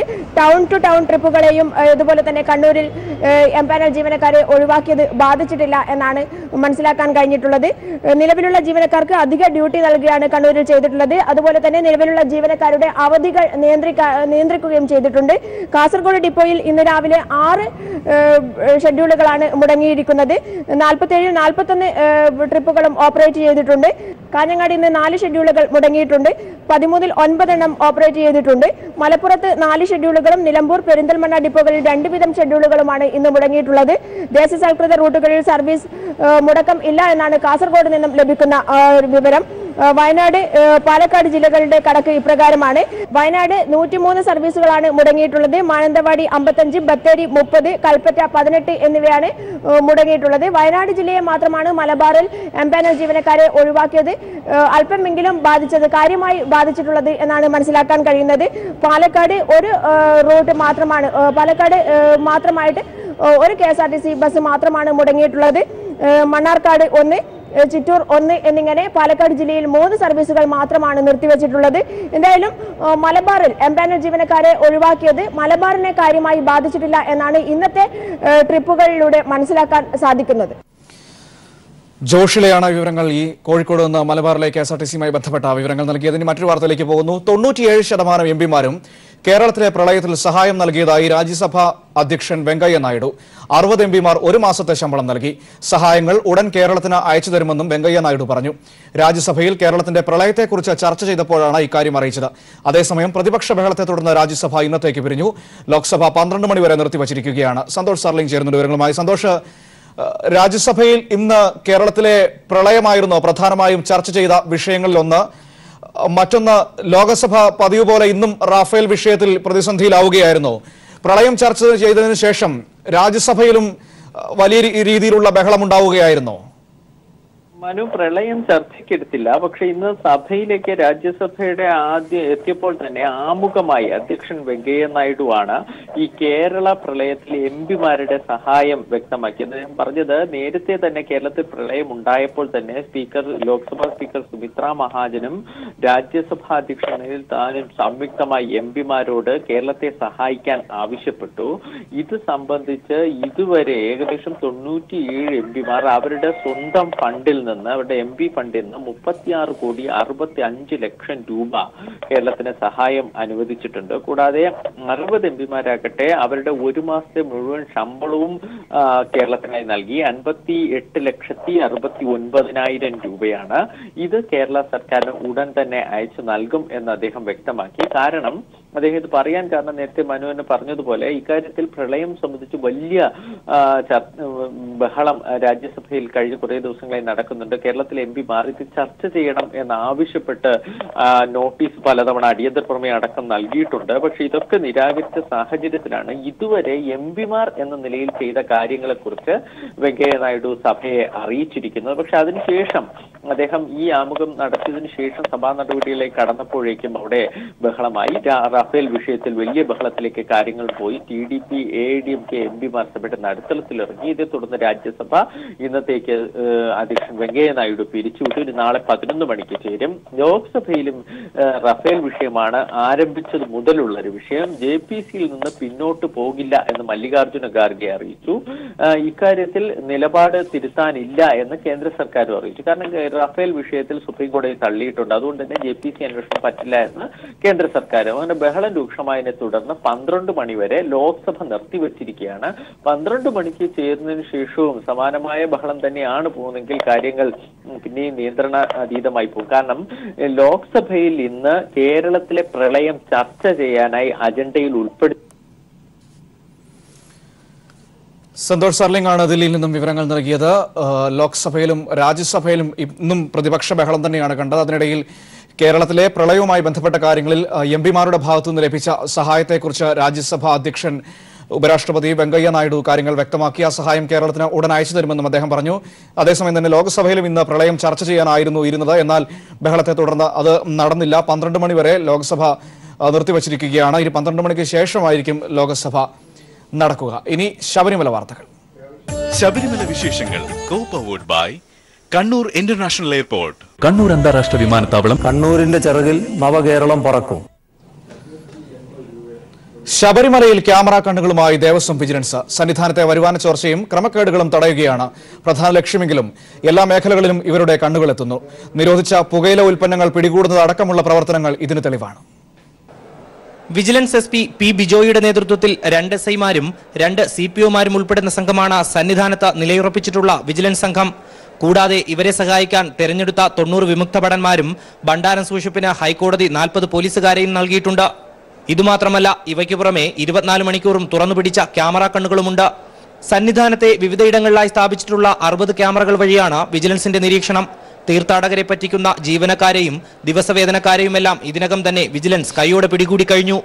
ദേവസ്വം ബോർഡ് വിജിലൻസിന്റെ പ്രധാന കടമ എന്ന് പറയുന്നത് തിരുവിതാംകൂർ ദേവസ്വം ബോർഡിന് സാമ്പത്തിക ചോർച്ച ഒഴിവാക്കിക്കൊണ്ട് വരുമാന വർധന ഉണ്ടാക്കുകയാണ് ദേവസ്വം ബോർഡ് വിജിലൻസിന്റെ പ്രാഥമികമായ ലക്ഷ്യം. അതോടൊപ്പം തന്നെ ശബരിമല അയ്യപ്പ ഭക്തന്മാരെ ചൂഷണം അതിനെ ഓരോ സമയങ്ങളിൽ കണ്ടെത്തിക്കൊണ്ട് അതിനെ നിയന്ത്രിക്കുകയും തിരുവിതാംകൂർ ദേവസ്വം ബോർഡിൻ്റെ കീഴിൽ പ്രവർത്തിക്കുന്ന ഉദ്യോഗസ്ഥന്മാരുടെ ഭാഗത്തു നിന്നുണ്ടാകുന്ന തെറ്റുകുറ്റങ്ങളെ കണ്ടെത്തി അവർക്കെടുത്ത് കർശനമായ നടപടികൾക്ക് ശുപാർശ ബഹുമാനപ്പെട്ട SP അദ്ദേഹത്തിന് നൽകി അദ്ദേഹം അത് ബഹുമാനപ്പെട്ട ബോർഡിന് മുമ്പാകെ സമർപ്പിച്ച് നടപടികൾ സ്വീകരിച്ചു വരുന്നതാണ്. തീർത്ഥാടകരെ കബളിപ്പിച്ച് നെയ്ത്തേങ്ങ കരാറുകാരന് എത്തിച്ചു കൊടുക്കുന്ന സംഘത്തെ പിടികൂടിയായിരുന്നു തുടക്കം. കൂടാതെ മാളികപ്പുറത്തെ ബെല്ലിലെ ക്രമക്കേട് കണ്ടെത്തിയതടക്കം നിരവധി പ്രവർത്തനങ്ങൾ. രഹസ്യ വിവരത്തിന്റെ അടിസ്ഥാനത്തിൽ 2 തവണകളിലായി നിരോധിച്ച പുകയില ഉൽപ്പന്നങ്ങളും പിടികൂടി എല്ലാ മേഖലകളിലും നിരീക്ഷണം ശക്തമാക്കി. സുരക്ഷിത തീർത്ഥാടനം ഉറപ്പുവരുത്തുന്നതിനായി നിലയുറപ്പിച്ചിരിക്കുകയാണ് സന്നിധാനത്തെ വിജിലൻസ് സംഘം. Rinu Sreedhar, news bureau, Sannidhanam. ശബരിമലയിൽ വൻ ഭക്തജന തിരക്കാണ് അനുഭവപ്പെടുന്നത്. അതേസമയം തന്നെ നിരോധനാജ്ഞ 4 ദിവസത്തേക്ക് കൂടി നീട്ടിയിട്ടുണ്ട്. വിവരങ്ങളുമായി റിനു ശ്രീധർ ചേരുന്നു. റിനു, ഇന്നെങ്ങനെയാണ് സന്നിധാനത്ത് നല്ല തിരക്ക് അനുഭവപ്പെടുന്നുണ്ടോ? മണ്ഡലവിളക്ക് അടുത്തു വരികയാണല്ലോ. മറ്റ് വിശദാംശങ്ങൾ എന്തൊക്കെയാണ്? മനു, നിരോധനാജ്ഞ 22-ാം തീയതി വരെയാണ് പോലീസ് നീട്ടിയിരിക്കുന്നത്. എന്തായാലും രാവിലെ മുതൽ സന്നിധാനത്ത് വലിയ രീതിയിലുള്ള ഒരു ഭക്തജന തിരക്ക് തന്നെയാണ് ഉണ്ടായിരുന്നത്. പക്ഷേ അതിനുശേഷം ഇപ്പോൾ ഉച്ചയോടടുക്കുന്ന സാഹചര്യത്തിൽ വലിയ തിരക്ക് ഇല്ല. ക്രമേണ തിരക്ക് കുറഞ്ഞു വരുന്ന ഒരു സാഹചര്യമാണ് നമുക്ക് കാണാൻ കഴിയുന്നത്. ഏകദേശം അരമണിക്കൂർ കൂടി മാത്രമേ നെയ്യഭിഷേക ചടങ്ങുകൾ സന്നിധാനത്ത് ഉണ്ടാകൂ എന്നുള്ളതാണ്. 12 മണിവരെയാണ് നെയ്യഭിഷേകം. രാവിലെ പുലർച്ചെ മുതൽ ഉച്ചയ്ക്ക് 12 മണിവരെയാണ് നെയ്യഭിഷേക ചടങ്ങുകൾ ക്രമീകരിച്ചിരിക്കുന്നത്. അതുകൊണ്ട് തന്നെ ഏകദേശം 12 മണി അടുക്കുന്നു. ഇനി 15 മിനിറ്റ് മാത്രമാണുള്ളത്. അതുകൊണ്ട് തന്നെ നെയ്യഭിഷേക ചടങ്ങുകൾ അവസാനിക്കാൻ പോവുകയാണ്. നെയ്യഭിഷേകം ക്രമേണ അവസാനിക്കുന്നെങ്കിൽ പോലും അഭിഷേകം ചെയ്ത നെയ്യ് ഭക്തർക്ക് വിതരണം ചെയ്യുവാനുള്ള ക്രമീകരണം ദേവസ്വം ബോർഡ് ചെയ്തിട്ടുണ്ട്. ഇത്തരത്തിൽ ഉള്ള ക്രമീകരണങ്ങളെല്ലാം ഭക്തർക്ക് സൗകര്യപ്രദമായിട്ടുള്ള ഇടപാടുകളെല്ലാം തന്നെ ദേവസ്വം ബോർഡും സംസ്ഥാന സർക്കാരും പോലീസും ഒക്കെ തന്നെ ചെയ്യുന്നു എന്നുള്ളതാണ്. ഞാൻ നേരത്തെ സൂചിപ്പിച്ചതുപോലെ തന്നെ ഇത്തരത്തിൽ ഒരു നിരോധനാജ്ഞ നീട്ടിയത് വരും ദിവസങ്ങളിൽ ഇവിടെ അക്രമ സംഭവങ്ങളും അതുപോലെ തന്നെ പ്രതിഷേധ പ്രകടനങ്ങളും ഒന്നും ഉണ്ടാകാതിരിക്കുവാനുള്ള ഒരു മുൻകരുതലായി വേണം കാണാൻ. ജനുവരി 14 വരെയാണ് DGP നേരത്തെ ഇത്തരത്തിൽ ഒരു നിരോധനാജ്ഞ നീട്ടണം എന്നുള്ള ഒരു ആവശ്യം ADM-നോടും അതുപോലെ തന്നെ കളക്ടറോടും അപേക്ഷിച്ചിരുന്നത്. അതിന്റെ അടിസ്ഥാനത്തിലാണ് ഇപ്പോൾ 4 ദിവസം കൂടി, ഇന്നലെ വരെയായിരുന്നു 18 വരെയായിരുന്നു നിരോധനാജ്ഞ നേരത്തെ നീട്ടിയത്. ശേഷം ഇന്ന് 4 ദിവസം കൂടി നിരോധനാജ്ഞ നീട്ടിക്കൊണ്ട് 22-ാം തീയതി വരെ നീട്ടിയിരിക്കുന്ന ഒരു സാഹചര്യമാണ് ഉള്ളത്. എന്തായാലും സമാധാനമായിട്ടുള്ള ഒരു അന്തരീക്ഷം, വലിയ തിരക്ക് ഉണ്ട്, ഭക്തജനങ്ങൾ എത്തുന്നുണ്ട്. കുറച്ച് ദിവസമായി വലിയ തിരക്ക് തന്നെയാണ് സന്നിധാനത്ത് കാണപ്പെടുന്നത്. മലയാളികളും അതുപോലെ തന്നെ മറ്റ് സംസ്ഥാന അയ്യപ്പ ഭക്തരൊക്കെ തന്നെ സന്നിധാനത്ത് എത്തി തൊഴുതുമടങ്ങുന്ന ഒരു സാഹചര്യമുണ്ട്. നിലവിൽ എല്ലാ ക്രമീകരണങ്ങളും ഏർപ്പെടുത്തിക്കൊണ്ട് അവർക്ക് വേണ്ടുന്ന എല്ലാ സാഹചര്യങ്ങളും ഒരുക്കുകയാണ് ദേവസ്വം ബോർഡ് ചെയ്യുന്നത്.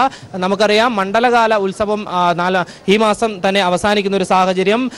27-ാം തീയതിയാണ് മണ്ഡലകാലം അവസാനിക്കുന്നത്. തുടർന്ന് മകരവിളക്ക് ഉത്സവത്തിനായി 2 ദിവസത്തിന് ശേഷം വീണ്ടും നട തുറക്കുന്ന ഒരു സാഹചര്യമുണ്ട്. അതുകൊണ്ട് തന്നെ ദേവസ്വം ബോർഡിന്റെ നേതൃത്വത്തിൽ മുന്നൊരുക്കങ്ങൾ മണ്ഡലകാല മകരവിളക്കുമായി ബന്ധപ്പെട്ടിട്ടുള്ള ഉത്സവത്തിന് വേണ്ടിയിട്ടുള്ള മുന്നൊരുക്കങ്ങൾ തിരുവാഭരണം ഒക്കെ തന്നെ എത്തിച്ചേരേണ്ടതായിട്ടുണ്ട്. അതിനുവേണ്ടിയുള്ള മുന്നൊരുക്കങ്ങളൊക്കെ തന്നെ ദേവസ്വം ബോർഡ് കണ്ട് വിലയിരുത്തുന്ന ഒരു സാഹചര്യമുണ്ട്. അത്തരത്തിൽ ക്രമേണ എല്ലാ സൗകര്യങ്ങളും ഒരുക്കിക്കൊണ്ട് മകരവിളക്ക് ഉത്സവത്തിന് വരവേൽക്കുവാൻ വേണ്ടിയിട്ടുള്ള ഒരു ഇടപെടൽ ദേവസ്വം ബോർഡിന്റെ ഭാഗത്ത് ഉണ്ട്. സംസ്ഥാന സർക്കാരിന്റെ ഭാഗത്തു നിന്നും അത്തരത്തിലുള്ള എല്ലാ സഹായങ്ങളും ഉണ്ട്. കഴിഞ്ഞ ദിവസം തന്നെ മുഖ്യമന്ത്രി പറഞ്ഞിരുന്നു ദേവസ്വം ബോർഡിന് കീഴിലുള്ള എല്ലാ ക്ഷേത്രങ്ങളെയും സംരക്ഷിക്കുന്നതിന് വേണ്ടിയിട്ടുള്ള ഒരു ഇടപെടൽ സംസ്ഥാന സർക്കാരിന്റെ ഭാഗത്തു നിന്നുണ്ടാകും എന്ന് അറിയിച്ചിട്ടുണ്ട്. ഇത്തരത്തിലുള്ള ഒരു സൗകര്യങ്ങൾ ക്രമീകരണങ്ങൾ സന്നിധാനത്ത് പ്രത്യേകിച്ച് അയ്യപ്പ ഭക്തന്മാർക്ക് വേണ്ടി ഒരുക്കുന്നുണ്ട്. മനു, ശരി, റിനുവാണ് സന്നിധാനത്ത് നിന്ന് വിവരങ്ങൾ നൽകിയത്. സന്നിധാനത്ത് വലിയ ഭക്തജന തിരക്കാണ് അനുഭവപ്പെടുന്നത്. വിപുലമായ സൗകര്യങ്ങളും അവിടെ ഒരുക്കിയിട്ടുണ്ടെന്നാണ് നമുക്ക് നിലവിൽ അറിയാൻ വേണ്ടി കഴിയുന്നത്. ഇനി ഇടവേളയാണ്. പാലാ കർമ്മലീത്ത മഠാംഗമായിരുന്ന സിസ്റ്റർ അമലയുടെ കൊലപാതക കേസിൽ പ്രതി കുറ്റക്കാരനെന്ന് കോടതി കണ്ടെത്തി. പാലാ ജുഡീഷ്യൽ മജിസ്ട്രേറ്റ് കോടതിയാണ് കേസ് പരിഗണിച്ചത്. വിശദമായ വാദം കേൾക്കലിന് ശേഷമാണ് കോടതി വിധി പറഞ്ഞിരിക്കുന്നത്. മോഷണ ശ്രമത്തിനിടെ കാസർഗോഡ് സ്വദേശിയായ സതീഷ് ബാബു സിസ്റ്റർ അമലയെ തലക്കടിച്ച് കൊലപ്പെടുത്തുകയായിരുന്നു എന്ന് അന്വേഷണത്തിൽ കണ്ടെത്തിയിരുന്നു. വിവരങ്ങളുമായി ടി.പി. പ്രശാന്ത് ചേരുന്നുണ്ട്. പ്രശാന്ത്, എപ്പോഴാണ് ശിക്ഷ പ്രഖ്യാപിക്കുക? പ്രതി കുറ്റക്കാരനാണെന്ന് കണ്ടെത്തിക്കൊണ്ട് കോടതി പ്രധാനമായും നിരീക്ഷിച്ച കാര്യങ്ങൾ എന്തൊക്കെയാണ്? മനു, പാലാ കർമ്മലീത്ത മഠാംഗമായിരുന്ന സിസ്റ്റർ അമലയെ കൊലപ്പെടുത്തിയ കേസിൽ പ്രതി കാസർഗോഡ് സ്വദേശി സതീഷ് ബാബുവിനെ കുറ്റക്കാരനാണെന്ന് കണ്ടെത്തി. പാലാ അഡീഷണൽ സെഷൻസ് കോടതി ജഡ്ജി കെ കമനീഷ് ഉച്ചയ്ക്ക് 12:30 വിധി പറയും. കൊലപാതകം, ഭവനവേദനം, ബലാത്സംഗം എന്നീ കുറ്റങ്ങൾ തെളിഞ്ഞിട്ടുണ്ട്. അതേസമയം അതിക്രമിച്ച് കടക്കൽ, മോഷണം എന്നിവ ഒഴിവാക്കി. പ്രധാനമായും മോഷണശ്രമത്തിനിടെയാണ് കൊലപാതകം എന്ന രീതിയിലായിരുന്നു പ്രതിഭാവം ബാധിച്ചെങ്കിലും ഇതെല്ലാം തന്നെ തള്ളിക്കളയുകയായിരുന്നു. 87 പ്രമാണങ്ങളും 20 തൊണ്ടിമുതലും പരിശോധിച്ചു. ഒപ്പം 65 സാക്ഷികളെ വിസ്തരിച്ചു. വിശദമായ വാദം കേൾക്കുന്ന ശേഷമാണ് പാലാ അഡീഷണൽ കോടതി ജഡ്ജി കെ കമനീഷ് വിധി പറയുക. 2015 സെപ്റ്റംബർ 17 പുലർച്ചെയാണ് കോൺവെന്റിലെ 3ാം നിലയിൽ സിസ്റ്റർ അമലയുടെ മൃതദേഹം കണ്ടെത്തിയത്. പാലാ കർമ്മലീത്ത മഠാംഗമായിരുന്നു ഈ 69-കാരിയായ സിസ്റ്റർ അമല. ഇതുമായി ബന്ധപ്പെട്ട് നടന്ന അന്വേഷണത്തിൽ കാസർഗോഡ് സ്വദേശിയായ സതീഷ് ബാബുവിനെ പോലീസ് അറസ്റ്റ് ചെയ്തിരുന്നു. മോഷണത്തിനിടെ കാസർഗോഡ് സ്വദേശി സതീഷ് ബാബുവിനെ സിസ്റ്റർ അമലയെ തലക്കടിച്ച് കൊലപ്പെടുത്തുകയായിരുന്നു എന്നുള്ള രീതിയിലായിരുന്നു നേരത്തെ കണ്ടെത്തിയിരുന്നത്. എങ്കിൽ അന്വേഷണത്തിൽ ഇപ്പോൾ മോഷണശ്രമത്തിനിടെ എല്ലാ കൊലപാതകം എന്ന രീതിയിലും ഒപ്പം ഭവനവേദനം, ബലാത്സംഗം എന്നീ കുറ്റങ്ങൾ തെളിഞ്ഞിരിക്കുകയും ചെയ്യുന്ന സാഹചര്യമാണ് ഉണ്ടായിട്ടുള്ളത്. എന്തായാലും 12:30 ഇത് സംബന്ധിച്ച കേസിൽ വിധി ഉണ്ടാകും.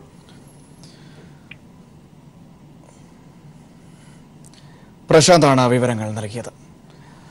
തിരുവനന്തപുരം വിമാനത്താവളം സ്വകാര്യവൽക്കരിക്കാനുള്ള കേന്ദ്ര സർക്കാർ നീക്കത്തെ പ്രതിരോധിക്കാൻ സംസ്ഥാന സർക്കാരിന്റെ തീരുമാനം. ഇതിനായി ടിയാൽ എന്ന പേരിൽ കമ്പനി രൂപീകരിച്ചു. കമ്പനിയുടെ ഓഹരികൾ സ്വന്തമാക്കാൻ ധനകാര്യ സ്ഥാപനങ്ങൾ രംഗത്ത്. രാജ്യത്തെ 6 വിമാനത്താവളങ്ങൾ സ്വകാര്യവൽക്കരിക്കാനാണ് കേന്ദ്ര നീക്കം. കൊച്ചി കണ്ണൂർ വിമാനത്താവള മാതൃകയിലാണ് Thiruvananthapuram international airport limited TIAL രൂപീകരിച്ച് ഉത്തരവിറങ്ങിയത്. ചീഫ് സെക്രട്ടറി ടോം ജോസ് ചെയർമാനും ഗതാഗത സെക്രട്ടറി കെ.ആർ. ജ്യോതിലാലും ധനകാര്യ സെക്രട്ടറി മനോജ് ജോഷിയും അംഗങ്ങളുമായിരിക്കും. സർക്കാരിന്റെ 10 ലക്ഷം പ്രാരംഭ ഓഹരിയും 5 ലക്ഷം മൂലധനവും ഉണ്ടാകും. രാജ്യത്തെ 6 വിമാനത്താവളങ്ങൾ സ്വകാര്യവൽക്കരിക്കുവാനുള്ള കേന്ദ്ര സർക്കാരിന്റെ നീക്കത്തിന് തടയിടാനാണ് ടിയാൻ രൂപീകരണം. തിരുവനന്തപുരം വിമാനത്താവളം കേന്ദ്ര സർക്കാർ ലേലം നടത്തിയാൽ സംസ്ഥാന സർക്കാരിന്റെ കീഴിലുള്ള ടിയാനും പങ്കെടുക്കാൻ സാധിക്കും. സ്വകാര്യവൽക്കരണത്തിൽ നിന്നും തിരുവനന്തപുരം വിമാനത്താവളത്തെ ഒഴിവാക്കണമെന്ന് ഇതിനോടകം തന്നെ സംസ്ഥാന സർക്കാർ കേന്ദ്ര സർക്കാരിനോട് അഭ്യർത്ഥിച്ചിട്ടുണ്ട്. കൊച്ചി, കണ്ണൂർ വിമാനത്താവളങ്ങൾ KSIDC, KIIFB, national infrastructure fund എന്നിവരും ടിയാന്റെ ഓഹരിയെടുക്കാൻ തയ്യാറായിട്ടുണ്ട്. ഏതുവിധേനയും തിരുവനന്തപുരം വിമാനത്താവളത്തിന്റെ മേധാവിത്വം നഷ്ടപ്പെടാതെ സർക്കാരിന്റെ തണലിൽ നിർത്തുക എന്നതാണ് സംസ്ഥാന സർക്കാരിന്റെ ലക്ഷ്യം. News bureau, Thiruvananthapuram. INX media കേസിൽ കോൺഗ്രസ് നേതാവും മുൻ കേന്ദ്രമന്ത്രിയുമായിരുന്ന പി ചിദംബരം ആദായനികുതി വകുപ്പിന്റെ ആസ്ഥാനത്ത് ചോദ്യം ചെയ്യലിന് ഹാജരായി. ഇന്ന് ആദായനികുതി വകുപ്പിന് മുമ്പാകെ ഹാജരാകണമെന്ന നിർദ്ദേശം ലഭിച്ചിരുന്നു. ഹരീഷ് നൽകും വിശദാംശങ്ങൾ. ഹരീഷ്, നേരത്തെ കാർത്തി ചിദംബരത്തിനെ അടക്കം അറസ്റ്റ് ചെയ്യുന്ന സാഹചര്യം നമ്മൾ ഈ വിഷയത്തിൽ കണ്ടതാണ്. ഇന്നിപ്പോൾ ചിദംബരത്തെ നേരിട്ട് ചോദ്യം ചെയ്യാനായി വിളിച്ചിരിക്കുകയാണ്. അദ്ദേഹം ധനമന്ത്രിയായിരുന്ന കാലത്തെ കാര്യങ്ങളടക്കം ചോദിച്ചറിയാൻ വേണ്ടിയിട്ട് ഈ ചോദ്യം ചെയ്യൽ ആരംഭിച്ചു. എന്താണ് വിവരങ്ങൾ? മനു, ഇന്ന് രാവിലെയോട് കൂടി തന്നെ 10 മണിയോട് കൂടി തന്നെ ഐഎൻസ് മീഡിയ കേസുമായി ബന്ധപ്പെട്ടുകൊണ്ട് തന്നെ കോൺഗ്രസ് നേതാവ് മുൻ കേന്ദ്രമന്ത്രി വരുന്ന പി ചിദംബരത്തിനോട് ആദായനികുതി വകുപ്പിന്റെ ഓഫീസിൽ ഹാജരാവാൻ വേണ്ടി നോട്ടീസ് അയക്കുകയായിരുന്നു. അദ്ദേഹം സമൻസ് അയച്ചു. തുടർന്ന് അരമണിക്കൂറിനകം തന്നെ അദ്ദേഹം ഇപ്പോൾ ആദായനികുതി ഓഫീസിന്റെ അകത്ത് പ്രവേശിച്ചിരിക്കുന്നു. ഇപ്പോൾ 11:30 കൂടി തന്നെ അദ്ദേഹം ഹാജരായിട്ടുണ്ട്. നിലവിൽ ആദായനികുതി വകുപ്പിന്റെ ആസ്ഥാനത്ത് വെച്ച് അദ്ദേഹത്തെ ചോദ്യം ചെയ്ത് പുരോഗമിക്കുകയാണെന്നാണ് മനസ്സിലാക്കാൻ വേണ്ടി സാധിക്കുന്നത്. ഇന്ന് രാവിലെ ആദായനികുതി വകുപ്പിന്റെ നിർദ്ദേശപ്രകാരമാണ് അദ്ദേഹം ഹാജരായിരിക്കുന്നത്. ചെയ്തിരുന്നത്. പക്ഷെ എന്തായാലും അദ്ദേഹത്തിന് ഒരു തരത്തിൽ അറസ്റ്റ് രേഖപ്പെടുത്താനോ മറ്റു നിയമ നടപടികൾ സ്വീകരിക്കാനോ വേണ്ടി ആദായ നികുതി വകുപ്പിന് സാധിക്കുകയില്ല. കാരണം അദ്ദേഹത്തിന് ജനുവരി 15 വരെ അദ്ദേഹത്തെ അറസ്റ്റ് ചെയ്യരുതെന്ന് ദില്ലി ഹൈക്കോടതി ഉത്തരവിട്ടിട്ടുണ്ട്. കാരണം അദ്ദേഹത്തിന്റെ ആന്റിസിപ്പേറ്ററി, അതായത് മുൻകൂർ ജാമ്യാപേക്ഷ കഴിഞ്ഞ ജൂലൈ 25 മുതൽ കോടതി പരിഗണിച്ചു വരികയായിരുന്നു. ജൂലൈ 25 കോടതി പരിഗണിച്ച ആ എൻഫോഴ്സ്മെന്റ് ഡയറക്ടറേറ്റിന് നിർദ്ദേശം നൽകി ആഗസ്റ്റ് 1 വരെ അദ്ദേഹത്തെ അറസ്റ്റ് ചെയ്തിരുന്നു. തുടർന്ന് അതിന്റെ ഇടയ്ക്ക് തന്നെ CBIയും ഇതേ കേസുമായി ബന്ധപ്പെട്ട് അദ്ദേഹത്തിന്റെ കേസ് രജിസ്റ്റർ ചെയ്തിട്ടുണ്ട്. CBIയോടും ഇതേപോലെ ദില്ലി ഹൈക്കോടതി പറഞ്ഞിരിക്കുന്നത് മെയ് 31 ദില്ലി ഹൈക്കോടതി പറഞ്ഞിരിക്കുന്നത് ആഗസ്റ്റ് 1 അറസ്റ്റ് ചെയ്തത്. സോ ഈ രണ്ടു പേരോടും ആഗസ്റ്റ് 1 മുതൽ തന്നെ സെപ്റ്റംബർ 28 വരെ അദ്ദേഹത്തെ അറസ്റ്റ് ചെയ്തെന്ന് നിർദ്ദേശം നൽകി. തുടർന്ന് സെപ്റ്റംബർ 28 പിന്നെയും മുൻകൂർ ജാമ്യാപേക്ഷ നീട്ടി നൽകി. ഒക്ടോബർ 25 വരെ നൽകി. ഒക്ടോബർ 25 പിന്നെയും നീട്ടി നൽകുന്ന സാഹചര്യം ഉണ്ടായി. അങ്ങനെ നവംബർ 29 അവസാനമായി തന്നെ മുൻകൂർ ജാമ്യാപേക്ഷ പരിഗണിച്ച കോടതി അദ്ദേഹത്തിന് ഈ വരുന്ന 2019 ജനുവരി 15 വരെ അറസ്റ്റ് ചെയ്യുന്ന നിർദ്ദേശം നൽകിയിട്ടുണ്ട്. അതുകൊണ്ട് തന്നെ ഇന്ന് ചോദ്യം ചെയ്തതിനു ശേഷം അദ്ദേഹത്തിനെ വിട്ടയക്കും. അല്ലാതെ മറ്റു നിയമ നടപടികളിലേക്ക് പോകാൻ വേണ്ടി എൻഫോഴ്സ്മെന്റ് ഡയറക്ടറേറ്റിന് സാധിക്കുകയില്ല. നിലവിൽ P. ചിദംബരം കേന്ദ്രമന്ത്രിയായിരുന്ന 2007 INX മീഡിയ എന്ന മാധ്യമ സ്ഥാപനം വിദേശത്ത് നിന്ന് 305 കോടി രൂപ നിക്ഷേപം സ്വീകരിച്ചത് വിദേശ നിക്ഷേപ പ്രൊമോഷൻ ബോർഡ്, അതായത് FIPBയുടെ ചട്ടങ്ങൾ ലംഘിച്ചു എന്നതാണ് കേസ്. അതിനെതിരെയാണ് അദ്ദേഹത്തിന് കേസ് രജിസ്റ്റർ ചെയ്തിരിക്കുന്നത്. ഇക്കാര്യത്തിൽ ചിദംബരത്തിന്റെ മകൻ കാർത്തി ചിദംബരത്തെ ചിദംബരം വഴിവിട്ട് സഹായിച്ചുവെന്നും കമ്മീഷൻ വാങ്ങിയെന്നുമാണ് ആരോപണം. ആ കേസാണ് ഇപ്പോൾ നിലനിൽക്കുന്നത്. ഇതിന്റെ അടിസ്ഥാനത്തിൽ കാർത്തി ചിദംബരം നിരവധി ദിവസം ജയിലിൽ കിടക്കുന്ന സാഹചര്യം ഉണ്ടായിരുന്നു. 10 ലക്ഷം രൂപയോളം തന്നെ കോടതിയെ കെട്ടിവച്ചതിനു ശേഷം തന്നെയാണ് അദ്ദേഹം ജാമ്യം ലഭിക്കുന്ന സാഹചര്യം ഉണ്ടായത്. INX മീഡിയ ഉടമസ്ഥരായിരുന്ന പീറ്റർ മുഖർജി, ഭാര്യ ഇന്ദ്രാണി എന്നിവർ മകൾ ഷീന ബോറയെ കൊലപ്പെടുത്തിയ കേസ് ഇപ്പോൾ ജയിലിലാണ്. എന്നാൽ ജനുവരി 15 വരെ ചിദംബരത്തെ അറസ്റ്റ് ചെയ്ത ദില്ലി ഹൈക്കോടതി ഉത്തരവ് നൽകിയത് അദ്ദേഹത്തിന്റെ തരത്തിൽ സമാധാനപരമായ നീക്കമാണ്. പക്ഷേ ഇതിൽ പ്രധാനപ്പെട്ട വിഷയം ഈ പറഞ്ഞ റഫേൽ അടക്കമുള്ള വിഷയങ്ങളിൽ ഉയർത്തിക്കൊണ്ട് കേന്ദ്ര സർക്കാരിനെതിരെ കോൺഗ്രസ് ശക്തമായ പ്രതിരോധം നടത്തുമ്പോഴാണ് ഇങ്ങനെ നടപടിയുമായി തന്നെ കേന്ദ്ര സർക്കാർ മുന്നോട്ട് പോകുന്നത്. കാരണം കോൺഗ്രസിനെ കൂടുതൽ സമ്മർദ്ദത്തിലേക്കാക്കാനുള്ള നടപടിയുമായി തന്നെയാണ് ബന്ധപ്പെട്ടാണ് ഇങ്ങനെ ചിദംബരത്തെ ഉടനെ തന്നെ ചോദ്യം ചെയ്യാൻ ഇന്ന് രാവിലത്തോടു കൂടി തന്നെ വിളിച്ചു വരുത്തുന്നു. ഉടൻ തന്നെ അദ്ദേഹം ഹാജരാകുന്നു എന്നുള്ള സാഹചര്യം ഉണ്ടാകുന്നത്. ഇത് രാഷ്ട്രീയപരമായിട്ടുള്ളൊരു പകപോക്കിനും ഇതിൻ്റെ ഉള്ളിൽ തന്നെ കാണണമെന്നുള്ള ഒരു സന്ദേശവും ഇങ്ങനെ പറഞ്ഞ കോൺഗ്രസ് നേതാക്കൾ ഇപ്പോൾ ദില്ലി നടത്തുന്നുണ്ട്. എന്തായാലും ഈ കേസുമായി ബന്ധപ്പെട്ടുകൊണ്ട് തന്നെ അദ്ദേഹത്തെ ചോദ്യം ചെയ്യൽ പുരോഗമിക്കുകയാണ്. ഇതിനു മുന്നേ അദ്ദേഹത്തെ എൻഫോഴ്സ്മെന്റ് ഡയറക്ടറേറ്റ് കഴിഞ്ഞ 2 മാസങ്ങൾക്ക് മുന്നേ വിളിച്ചു വരുന്നത്. അന്ന് നീണ്ട 3 മണിക്കൂറിലധികം തന്നെ അദ്ദേഹത്തെ ചോദ്യം ചെയ്തിരുന്നു. എന്തായാലും ഇപ്പോഴും ചോദ്യം ചെയ്തൽ പുരോഗമിക്കുകയാണ്. 11:30 കൂടി തന്നെയാണ് അദ്ദേഹം എൻഫോഴ്സ്മെന്റ് ഡയറക്ടറേറ്റിന്റെ ആസ്ഥാനത്ത് എത്തിയത്. മനു, ശരി, ഹരീഷാണ് വിശദാംശങ്ങൾ നൽകിയത്. അഗസ്റ്റ വെസ്റ്റ്ലാൻഡ് ഇടപാട് ഇടനിലക്കാരൻ ക്രിസ്ത്യൻ മിഷേലിനെ കോടതിയിൽ ഹാജരാക്കി. കസ്റ്റഡി കാലാവധി നീട്ടി നൽകണമെന്ന് CBI. വിദേശത്തുള്ള 3 ഇടനിലക്കാർക്ക് കൂടി ഇടപാടിൽ ബന്ധമുണ്ടെന്ന് CBI കോടതിയിൽ പറഞ്ഞു. ശരത്ത് ചേരുന്ന വിവരങ്ങളുമായി. ശരത്ത്, വിശദാംശങ്ങൾ എന്താണ്? മനു, അഗസ്റ്റ വെസ്റ്റ്ലാൻഡ് കേസിലെ ഇടനിലക്കാരനായ ക്രിസ്ത്യൻ മിഷേലിന്റെ ജാമ്യാപേക്ഷ ദില്ലി പട്യാല ഹൌസ് കോടതി ഇപ്പോഴും പരിഗണിക്കുകയാണ്. ജാമ്യത്തിനായി ഏത് വ്യവസ്ഥയും അംഗീകരിക്കാമെന്നും മറ്റ് പ്രതികളൊക്കെ തന്നെ ജാമ്യത്തിലാണ് എന്നും ക്രിസ്ത്യൻ മിഷേലിന് വേണ്ടി ഹാജരായ ആൽജോ ജോസഫ് ചൂണ്ടിക്കാണിക്കുകയുണ്ടായി. നേരത്തെ 3 തവണ CBI കസ്റ്റഡിയിൽ ക്രിസ്ത്യൻ മിഷേലിനെ വിട്ടിരുന്നു. അതിനാൽ തന്നെ ആ സമയങ്ങളിലൊക്കെ അന്വേഷണവുമായി മിഷേൽ സഹകരിക്കുകയും ചെയ്തിട്ടുണ്ട്. ആ സാഹചര്യത്തിൽ മിഷേലിനെ CBI കസ്റ്റഡിയിൽ നിന്ന് വിടരുത്, മറിച്ച് ജാമ്യം അനുവദിക്കണമെന്നുള്ളതാണ് ക്രിസ്ത്യൻ മിഷേലിന് വേണ്ടി ഹാജരായിക്കൊണ്ട് ആൽജോ കെ ജോസഫ് വ്യക്തമാക്കിയത്. എന്നാൽ കൂടുതൽ അന്വേഷണം ആവശ്യമാണ് എന്നുള്ള നിലപാടാണ്, കൂടുതൽ തെളിവെടുപ്പ് ഉൾപ്പെടെയുള്ള കാര്യങ്ങൾ ആവശ്യമാണ് എന്നുള്ളതാണ് CBI വ്യക്തമാക്കിയത്. ക്രിസ്ത്യൻ മിഷേൽ അദ്ദേഹത്തിന്റെ കൈപ്പടയിൽ മൊഴി എഴുതി നൽകുന്നത് വളരെ മെല്ലെയാണ്. അതുകൊണ്ട് തന്നെ കുറച്ചുകൂടി ദിവസങ്ങൾ കസ്റ്റഡിയിൽ വേണമെന്നുള്ളതായിരുന്നു CBI കഴിഞ്ഞ തവണയും ആവശ്യപ്പെട്ടത്. 3 തവണയായി 15 ദിവസത്തോളമായി ഇപ്പോൾ ക്രിസ്ത്യൻ മിഷേൽ CBI കസ്റ്റഡിയിലാണ്. ഒരുപക്ഷെ CBIയെ കൂടാതെ അഗസ്റ്റ വെസ്റ്റ്ലാൻഡ് കേസിൽ എൻഫോഴ്സ്മെന്റ് ഡയറക്ടറേറ്റും അന്വേഷണം നടത്തുന്നുണ്ട്. എൻഫോഴ്സ്മെന്റ് ഡയറക്ടറേറ്റും കസ്റ്റഡിയിൽ ക്രിസ്ത്യൻ മിഷേലിനെ ആവശ്യപ്പെടാനുള്ള സാധ്യത തന്നെയാണ് കാണുന്നത്. പ്രത്യേക ജഡ്ജി അരവിന്ദ് കുമാറാണ് ക്രിസ്ത്യൻ മിഷേലിന്റെ ജാമ്യാപേക്ഷ പരിഗണിക്കുന്നത്. അല്പസമയത്തിനകം ജാമ്യാപേക്ഷയിൽ ദില്ലി പട്യാല ഹൌസ് കോടതി വിധി പറയും. അതേസമയം തന്നെ ഈ അഗസ്റ്റ വെസ്റ്റ്ലാൻഡ് കേസുമായി ബന്ധപ്പെട്ട് പ്രതികളിൽ ഒരാളായി ആരോപിക്കപ്പെടുന്ന മുൻ എയർഫോഴ്സ് മേധാവിയായ SP ത്യാഗിക്ക് വിദേശത്ത് പോകാൻ അനുമതി വേണമെന്നും ആവശ്യപ്പെട്ടുകൊണ്ട് ദില്ലി പട്യാല ഹൌസ് കോടതിയെ സമീപിച്ചിട്ടുണ്ട്. അദ്ദേഹത്തിന്റെ അപേക്ഷയിൽ ഡിസംബർ 22-നകം മറുപടി നൽകാൻ CBIക്ക് കോടതി നിർദ്ദേശം നൽകിയിട്ടുമുണ്ട്. മനു, ശരി, ശരത്താണ് വിവരങ്ങൾ നൽകിയത്. കർഷകരുടെ ആവശ്യങ്ങൾ പരിഗണിച്ചില്ലെങ്കിൽ പാർലമെന്റ് തെരഞ്ഞെടുപ്പിൽ BJP അധികാരത്തിൽ നിന്ന് തൂത്തെറിയുമെന്ന് ദേശീയ ദക്ഷിണേന്ത്യ നദീ സംയോജന കർഷക സംഘം ദേശീയ അധ്യക്ഷൻ അയ്യാക്കണ്ണ്.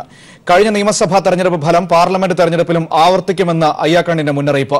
ഏപ്രിൽ മാസത്തിൽ രാജ്യ തലസ്ഥാനത്ത് കർഷക പ്രക്ഷോഭം ശക്തമാക്കുമെന്നും അയ്യാക്കണ്ണ പീപ്പിൾ ടിവിയോട് പറഞ്ഞു.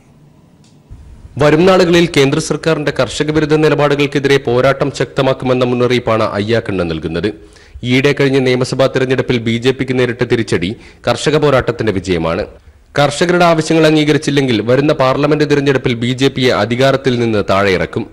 வருகின்ற தேர்தலுக்குள் விவசாயிகளுக்கு லாபகரமான விலையும் கடன் தள்ளுபடியும் செய்யவில்லை என்றால் எப்படி இப்ப மத்திய பிரதேசத்திலும் ராஜஸ்தானிலும் சத்தீஸ்கரிலும் விவசாயிகள் பிஜேபிக்கு எதிர்ப்பாக ஓட்டு போட்டு தோற்கடித்தார்களோ அதே மாதிரி இந்தியாவில் இருக்க எல்லா விவசாயிகளும் சேர்ந்து பாராளுமன்ற தேர்தலிலே பிஜேபியை தோற்கடிப்பார்கள். കർഷകരെ അടിമകളായാണ് മോഡി സർക്കാർ കാണുന്നത്. തിരഞ്ഞെടുപ്പിന് മുമ്പ് രാജ്യത്തിന്റെ നട്ടെല്ലാണ് കർഷകരെന്ന് വിശേഷിപ്പിച്ച മോഡി തിരഞ്ഞെടുപ്പ് കഴിഞ്ഞപ്പോൾ രാജ്യത്തിലെ അടിമകളാണ് തങ്ങളെന്നാണ് കർഷക വിരുദ്ധ നയത്തിലൂടെ പറയുന്നത്. കർഷകരെ അവഗണിച്ച് തിരഞ്ഞെടുപ്പിൽ വിജയിക്കാമെന്ന വ്യാമോഹം നടക്കില്ല. அவங்க தேவலான ஆக்கிட்டார் மோடி ஐயா. அவங்களால கூப்பிட்டு பேசினாங்க, என்ன கஷ்டம்னு கேட்டாங்க, கேட்க கூட மாட்டேங்கிறாரு. எங்களை பார்த்தா என்ன நினைக்கிறாரு? he think that we are the slaves of India. Before the election he told we are the backbone of India. After the election he think that we are the slaves of India. So that's the reason he don't want to see us. அதனுடைய பலனை அனுபவிப்பார். ஜெயிப்பது அவ்வளவு ஈஸியான வேலை இல்லை. கண்டிப்பாக இப்ப ஜெயிச்சிருக்கிறதுல 10% vote കൊടുക്കുന്നത് கூட വരാது. ഏപ്രിൽ മാസത്തിൽ ഡൽഹിയിൽ 20 ലക്ഷം കർഷകരെ അണിനിരത്തി പ്രക്ഷോഭം ശക്തമാക്കും. അവഗണന തുടർന്നാൽ ആവശ്യങ്ങൾ നേടിയെടുക്കാൻ ആത്മഹത്യ ചെയ്യാനും കർഷകർ തയ്യാറാണ്. ஒரு 3 மாசம் கழிச்சோன்னா மார்ச் கடைசியில ஏப்ரல் ஃபர்ஸ்ட் வீக்ல டெல்லியில மறுபடியும் ஒரு 20 லட்சம் விவசாயிகளை திரட்டி பிரம்மாண்டமான ஊரை நடத்த இருக்கின்றோம். அந்த ஊர் இந்த பண்ணலைன்னு சொன்னா அதுல விவசாயி தற்கொலையும் பண்ணிக்கொள்வார்கள். அங்கே കോർപ്പറേറ്റുകളുടെ കോടികൾ എഴുതിത്തള്ളുന്ന സർക്കാർ കർഷകരുടെ നാമമാത്രമായ കടം എഴുതിത്തള്ളാൻ തയ്യാറാകുന്നില്ലെന്നും അയ്യാക്കണ്ണ പറഞ്ഞു. തിരഞ്ഞെടുപ്പിന് മുമ്പ് ആവശ്യങ്ങൾ അംഗീകരിച്ചില്ലെങ്കിൽ ഡൽഹി കർഷകരുടെ കൂട്ട ശവദാഹത്തിന് സാക്ഷ്യം വഹിക്കേണ്ടി വരുമെന്നും അയ്യാക്കണ്ണ മുന്നറിയിപ്പ് നൽകി. 2017 ഏപ്രിൽ മുതൽ 110 ദിവസം നീണ്ടുനിന്ന കർഷക സമരത്തിൽ ആത്മഹത്യ ചെയ്ത കർഷകരുടെ തലയോട്ടിയും അസ്ഥികളുമായാണ് തമിഴ്നാട്ടിൽ നിന്നടക്കമുള്ള കർഷകർ പ്രതിഷേധിച്ചത്. ക്യാമറാമാൻ മഹേഷ് പാലക്കാടിനോടൊപ്പം സിജു കണ്ണൻ. വനിതകളുടെ മഹാസംഗമത്തെ വർഗീയ മതിലെന്ന് അധിക്ഷേപിച്ച രമേശ് ചെന്നിത്തലയ്ക്കും ശ്രീധരൻപിള്ളയ്ക്കുമെതിരെ വീട്ടമ്മമാർ രംഗത്ത്. പകൽ കോൺഗ്രസും രാത്രി ബിജെപിയായും നിലപാടില്ലാത്തവരാണ് വനിതാ മതിലിനെ എതിർക്കുന്നവരെന്ന് വീട്ടമ്മമാർ തിരിച്ചടിച്ചു. ഇക്കൂട്ടത്തിൽ രാഷ്ട്രീയമുള്ളവരും ഇല്ലാത്തവരുമുണ്ട്. പക്ഷേ നവോത്ഥാന മൂല്യങ്ങളെ ഉയർത്തിപ്പിടിക്കാനും തുല്യതാ അവകാശം എല്ലാ മേഖലയിലും നേടിയെടുക്കുന്നതിനും പെൺകുട്ടികൾ മുതൽ വൃദ്ധരായ സ്ത്രീകൾ വരെ ജാതിയോ മതമോ നോക്കാതെ പ്രളയം നൽകിയ പാഠവും ഉൾക്കൊണ്ട് കൈകോർക്കുന്നതിനാണ് ഈ മുന്നൊരുക്കം. നവോത്ഥാന മുന്നേറ്റത്തിൽ സ്ത്രീകളുടെ പങ്കുകൂടി ഓർമ്മിപ്പിക്കാൻ തീർക്കുന്ന പ്രതീകാത്മക വനിതാ മതിലിനെ അധിക്ഷേപിക്കുന്ന പാർട്ട്ണർമാരായ രമേശ് ചെന്നിത്തലയ്ക്കും ശ്രീധരൻപിള്ളയ്ക്കും വീട്ടമ്മമാർ ചുട്ട മറുപടി നൽകി. വർഗീയത ആണ് മതിലെന്ന് പറയുമ്പോഴത്തേക്ക് രമേശ് ചെന്നിത്തലയ്ക്ക് കോൺഗ്രസിന്റേതായിട്ടുള്ള ഇത് കാണും. രാത്രി ബിജെപിക്ക് പ്രവർത്തിക്കാനും പകല് കോൺഗ്രസിന് പ്രവർത്തിക്കുന്ന ഒരു മനുഷ്യനാണത്. പിന്നെ ശ്രീധരൻപിള്ള എന്ന് പറയുമ്പോഴത്തേക്ക് വായി തോന്നുന്ന എല്ലാം പറയുന്ന ഒരു മനുഷ്യനാണ് ശ്രീധരൻപിള്ള എന്ന് പറയുന്നത്. അപ്പൊ അവർക്ക് എന്ത് വേണമെങ്കിലും പറയാം. ഇപ്പൊ രമേശ് ചെന്നിത്തലയുടെ കാര്യം പറയാനാണെങ്കിൽ അയാൾക്ക് തന്നെ ഒരു നിലപാടില്ല, ഒരു നിലപാടിലും ഉറച്ചു നിൽക്കുന്നില്ല. അയാൾ പറയുന്നത് എന്താണെന്ന് അയാൾക്ക് തന്നെ ഒരു ബോധ്യമില്ല. ഇപ്പം ശ്രീധരൻപിള്ളയുടെ കാര്യം പറയുകയാണെങ്കിൽ രാവിലെ തൊട്ട് വൈകിട്ട് വരെ അങ്ങേർക്ക് ഓരോ സമയം ഓരോ നിലപാടാണ്. അതുകൊണ്ട് അവരുടെ കാര്യമൊന്നും നമുക്ക് കണക്കാക്കേണ്ട ആവശ്യമില്ല. ഇതിപ്പം നമ്മുടെ രണ്ടാം നവോത്ഥാനം എന്ന രീതിയിൽ എടുത്താൽ മതി. പക്ഷെ ഇതെന്ന് പറയുന്നത് സ്ത്രീകളുടെ അവകാശങ്ങളെ നേടിയെടുക്കാനുള്ള, അതിനെ സംരക്ഷിക്കാൻ വേണ്ടിയിട്ടുള്ള ഒരു മതിലായിട്ടാണ് ഞങ്ങൾ കാണുന്നത്. സ്ത്രീ സമൂഹത്തിന്റെ കരങ്ങൾക്ക് ശക്തി പകരുന്ന വനിതാ മതിലിനെ വർഗീയ മതിലെന്ന് ആക്ഷേപിക്കുന്ന ഒരേ തൂവൽ പക്ഷികളായ കോൺഗ്രസിനും ബിജെപിക്കും ജനുവരി 1 മറുപടി നൽകുമെന്ന് അവർ ഓർമ്മിപ്പിച്ചു. രാജ്കുമാർ, ന്യൂസ് ബ്യൂറോ, കൊല്ലം. ഇന്ത്യയുടെ ഏറ്റവും പുതിയ സൈനിക വാർത്താവിനിമയ ഉപഗ്രഹം ജിസാറ്റ് 7A വിക്ഷേപണം ഇന്ന് നടക്കും. സൈനിക രംഗത്ത് പ്രതിരോധം മെച്ചപ്പെടുത്തുന്നതിൽ ഉപഗ്രഹം നിർണായക പങ്ക് വഹിക്കും. 2000 കിലോഗ്രാം ഭാരമുള്ള ജിസാറ്റ് 7A വിക്ഷേപണത്തിനായി കൌണ്ട് ഡൌൺ ആരംഭിച്ചു കഴിഞ്ഞു. വൈകിട്ട് 4:10 വിക്ഷേപണം. ഇന്ത്യയുടെ വ്യോമ കരസേനകൾക്കായി പ്രത്യേകം തയ്യാറാക്കിയിട്ടുള്ളതാണ് ISROയുടെ 35ാമത് വാർത്താവിനിമയ ഉപഗ്രഹമായ ജിസാറ്റ് 7A. ഇന്ത്യൻ സേനയുടെ വാർത്താവിനിമയ ഉപാധികൾ മെച്ചപ്പെടുത്താനും റഡാർ സ്റ്റേഷനുകൾ, വ്യോമ ആസ്ഥാനങ്ങൾ, വിമാനങ്ങൾ എന്നിവയെ പരസ്പരം ബന്ധിപ്പിക്കുന്നതിനും ജിസാറ്റ് 7A സഹായകമാകും. കൂടാതെ ഇന്റർനെറ്റിന്റെ സഹായത്തോടെയുള്ള യുദ്ധസാധ്യതകൾ മെച്ചപ്പെടുത്തുന്നതിലും ഉപഗ്രഹം നിർണായക പങ്ക് വഹിക്കും. 2000 കിലോഗ്രാം ഭാരമുള്ള ജിസാറ്റ് 7A ഇൻസാറ്റ് വിഭാഗത്തിൽപ്പെടുന്ന വാർത്താവിനിമയ ഉപഗ്രഹമാണ് വിക്ഷേപിക്കുന്നത്. റേഡിയോ സിഗ്നലുകളെ കൂടുതൽ പരിധിയിൽ എത്തിച്ചു കൊടുക്കുവാൻ ശേഷിയുള്ള ജോർജിയൻ റിഫ്ലക്ടർ ആന്റിനയാണ് ഉപഗ്രഹത്തിലുള്ളത്. ശ്രീഹരിക്കോട്ടയിലെ സതീഷ് ധവാൻ സ്പേസ് സെന്ററിൽ നിന്നും GSLV F-11 റോക്കറ്റിലാണ് വിക്ഷേപണം. 8 വർഷമാണ് ഉപഗ്രഹത്തിന്റെ പ്രവർത്തന കാലാവധി. News desk. ക്രിസ്മസിനായി നാടും നഗരവും ഒരുങ്ങിക്കഴിഞ്ഞുവെങ്കിലും വിപണി ഇപ്പോഴും സജീവമല്ല. മുൻവർഷത്തേക്കാൾ ഇത്തവണ വ്യാപാരം നന്നേ കുറവാണെന്നാണ് കച്ചവടക്കാർ വ്യക്തമാക്കുന്നത്.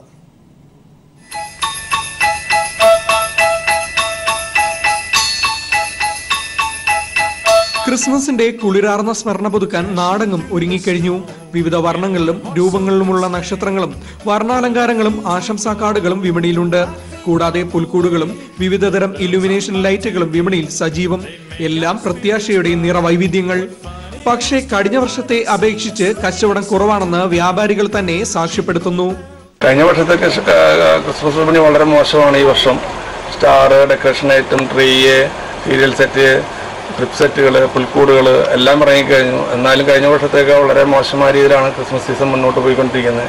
എന്താണെന്ന് അറിയത്തില്ല. വെള്ളപ്പൊക്കം, സാമ്പത്തിക മാന്ദ്യം, അതുകൊണ്ടായിരിക്കാം എല്ലാ രീതിയിലും ക്രിസ്മസ് സീസൺ കഴിഞ്ഞ വർഷത്തേക്കാൾ വളരെ മോശമായ രീതിയിലാണ്. വെറൈറ്റികൾ എല്ലാം ഉണ്ട്, പക്ഷേ ആൾക്കാർ വാങ്ങിക്കാനില്ല എന്നൊരവസ്ഥയിലാണ് ഈ വർഷം ഇങ്ങനെ മുന്നോട്ട് പോയി. ഇനി ക്രിസ്മസ് സീസൺ ഇത്രയും ദിവസമല്ലേ ഉള്ളൂ. ഇനി ബാക്കിയുള്ള ദിവസങ്ങൾ നമുക്ക് കണ്ടറിയാം. പ്രളയം മൂലം ഉണ്ടായ സാമ്പത്തിക മാന്ദ്യത്തിൽ നിന്ന് കരകയറാനാവാത്ത വ്യാപാരികൾക്ക് ഈ ക്രിസ്തുമസ് ഏറെ പ്രതീക്ഷ നൽകിയിരുന്നു. എന്നാലും ഇവർ പ്രത്യാശ കൈവിടുന്നില്ല. News bureau, Pathanamthitta.